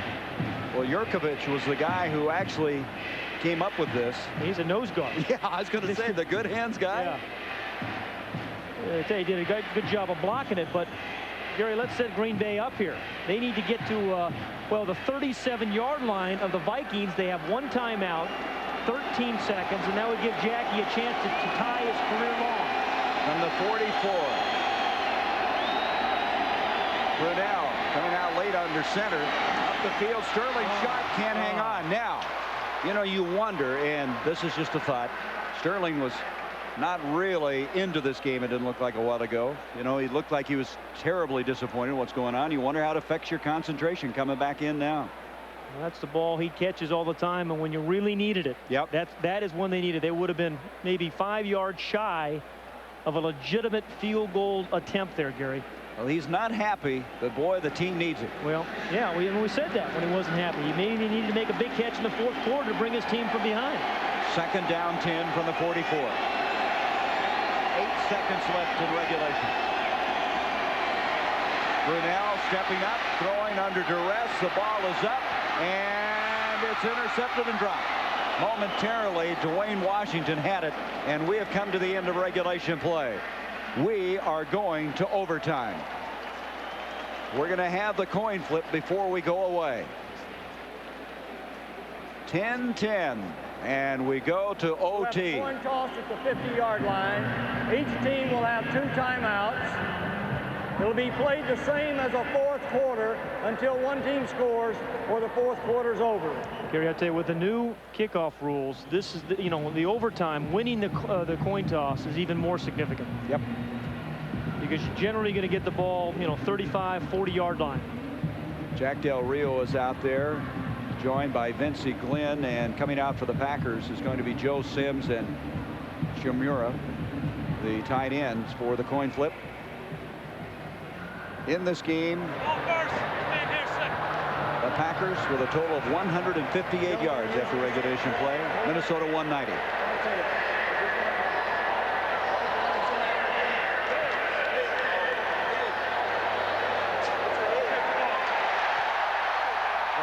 Have won the toss. Minnesota wins the toss. They will receive. When they thought about the new rules, Gary, this was the most significant thing in overtime games.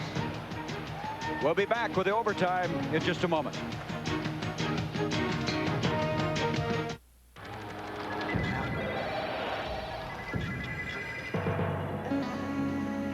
No messages?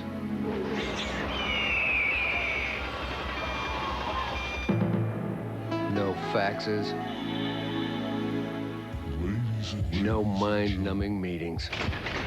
When I'm in my Eldo, I own the road, and nothing owns me. El Dorado with the North Star system by Cadillac.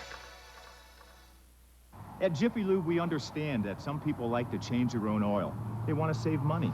But when you think about the time it takes to buy new oil, get out the tools, do the work, properly dispose of the old oil, and clean up, well, just think about it. And then think about going to Jiffy Lube for your next oil change.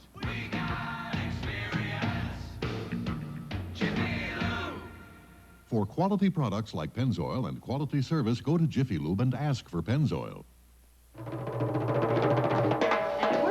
didn't work for. I didn't get enough. I didn't get enough of it. And I faxed. I love my job. Sometimes the best way to change your life is to change your clothes.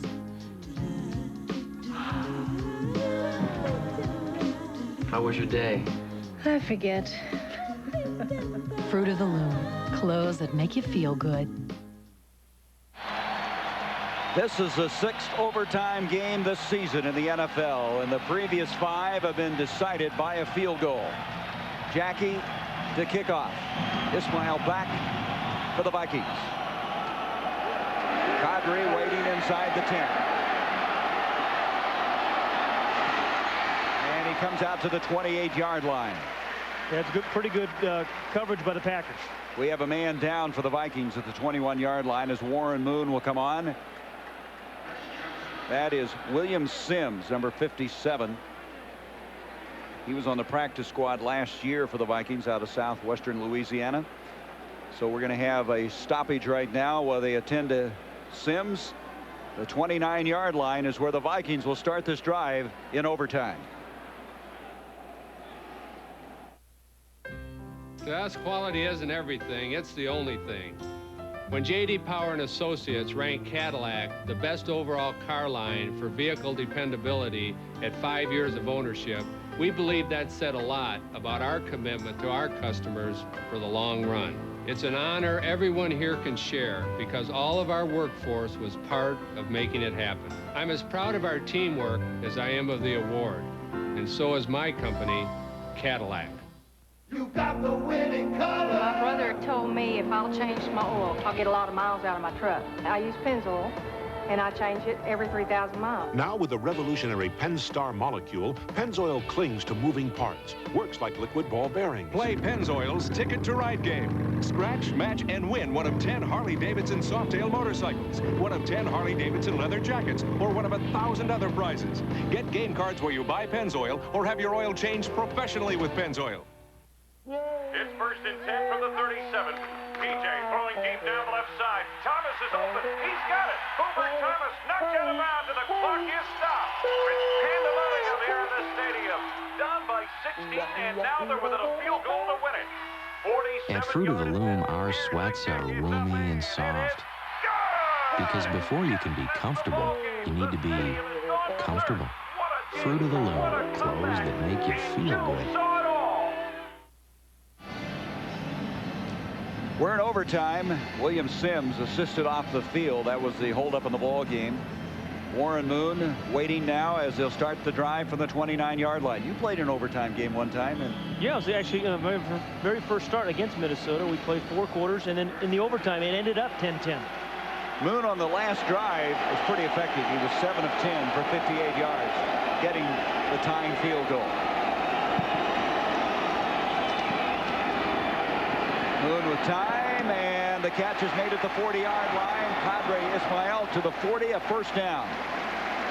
That's an 11-yard pickup, a beginning point now for Minnesota. And Kadri, he's okay, I guess, just getting up slowly.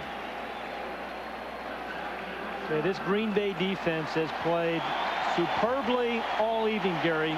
But boy, you know, in overtime period, you don't have a lot left. And as you mentioned, they have not substituted that much. Sean Jones back in. He took himself out earlier in this game. Here comes the blitz.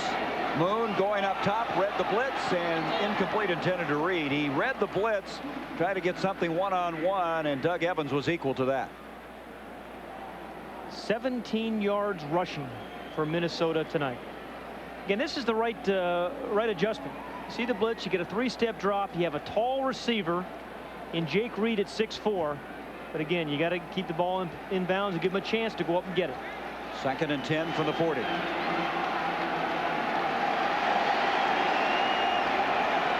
Ampley in the backfield.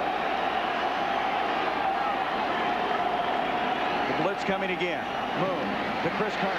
Carter makes a nifty move and is about a yard short of the first down at the 49. Terrell Buckley stopped him there. 10 catches now for Chris Carter. 68 yards. 3rd down and a yard to go. And they're not going into a short yardage formation, Gary. You wonder how Reggie White can have anything left. No, yeah.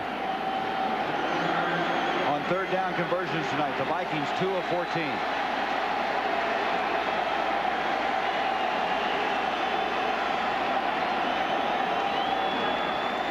Moon completes it to Jordan. 1st down, breaks it back at the 40 inside the 35. The rookie out of Western Carolina's made a big play of 19 yards. I tell you, it shows you the confidence they have in Andrew Jordan, a 6th-round draft pick, number 83, who is a fluid big guy. I mean, he's just not a big old Hulk. I mean, he secured the ball, he sidesteps a guy, but on 3rd and 1, he knew exactly where he had to go, and he didn't fumble the ball. I mean, he tried to be stripped there by Pryor.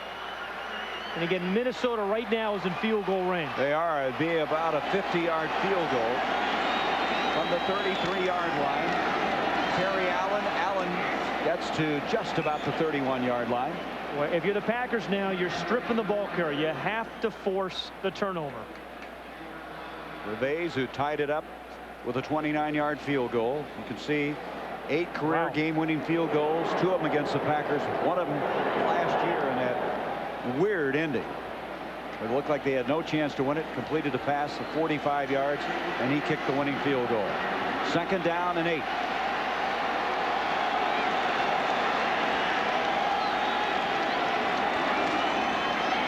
Moon with time. Ampley to the 20, 15. Ampley is tackled at the 12. 1st down. Gary, again, Brian Billick, the offensive coordinator, comes back to that same play. Ampley in the right flat. They felt they could work on the linebackers. It didn't work the entire first 3 quarters. But 3 times in a row, he has been, I mean, wide open in the right flat. They've really interchanged their running backs well. Terry Allen, Robert Smith for a short length of time, and now Ampley. Now they come back with Allen on a 1st down at the 12. Warren Moon on a quarterback sneak off the left side takes it to the 10. That'll do it. Yeah. And here they come. They're going to waste no more time. Revays will come in and try to win it. What he did is he positioned the ball smack dab in the middle. And Revays trying to win a game for the 9th time.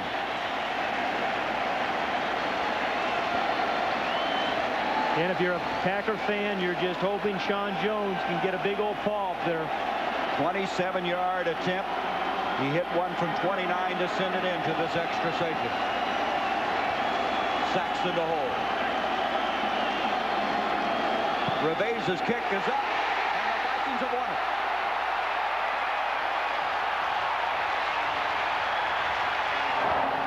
There is a flag at the line of scrimmage. Hold it.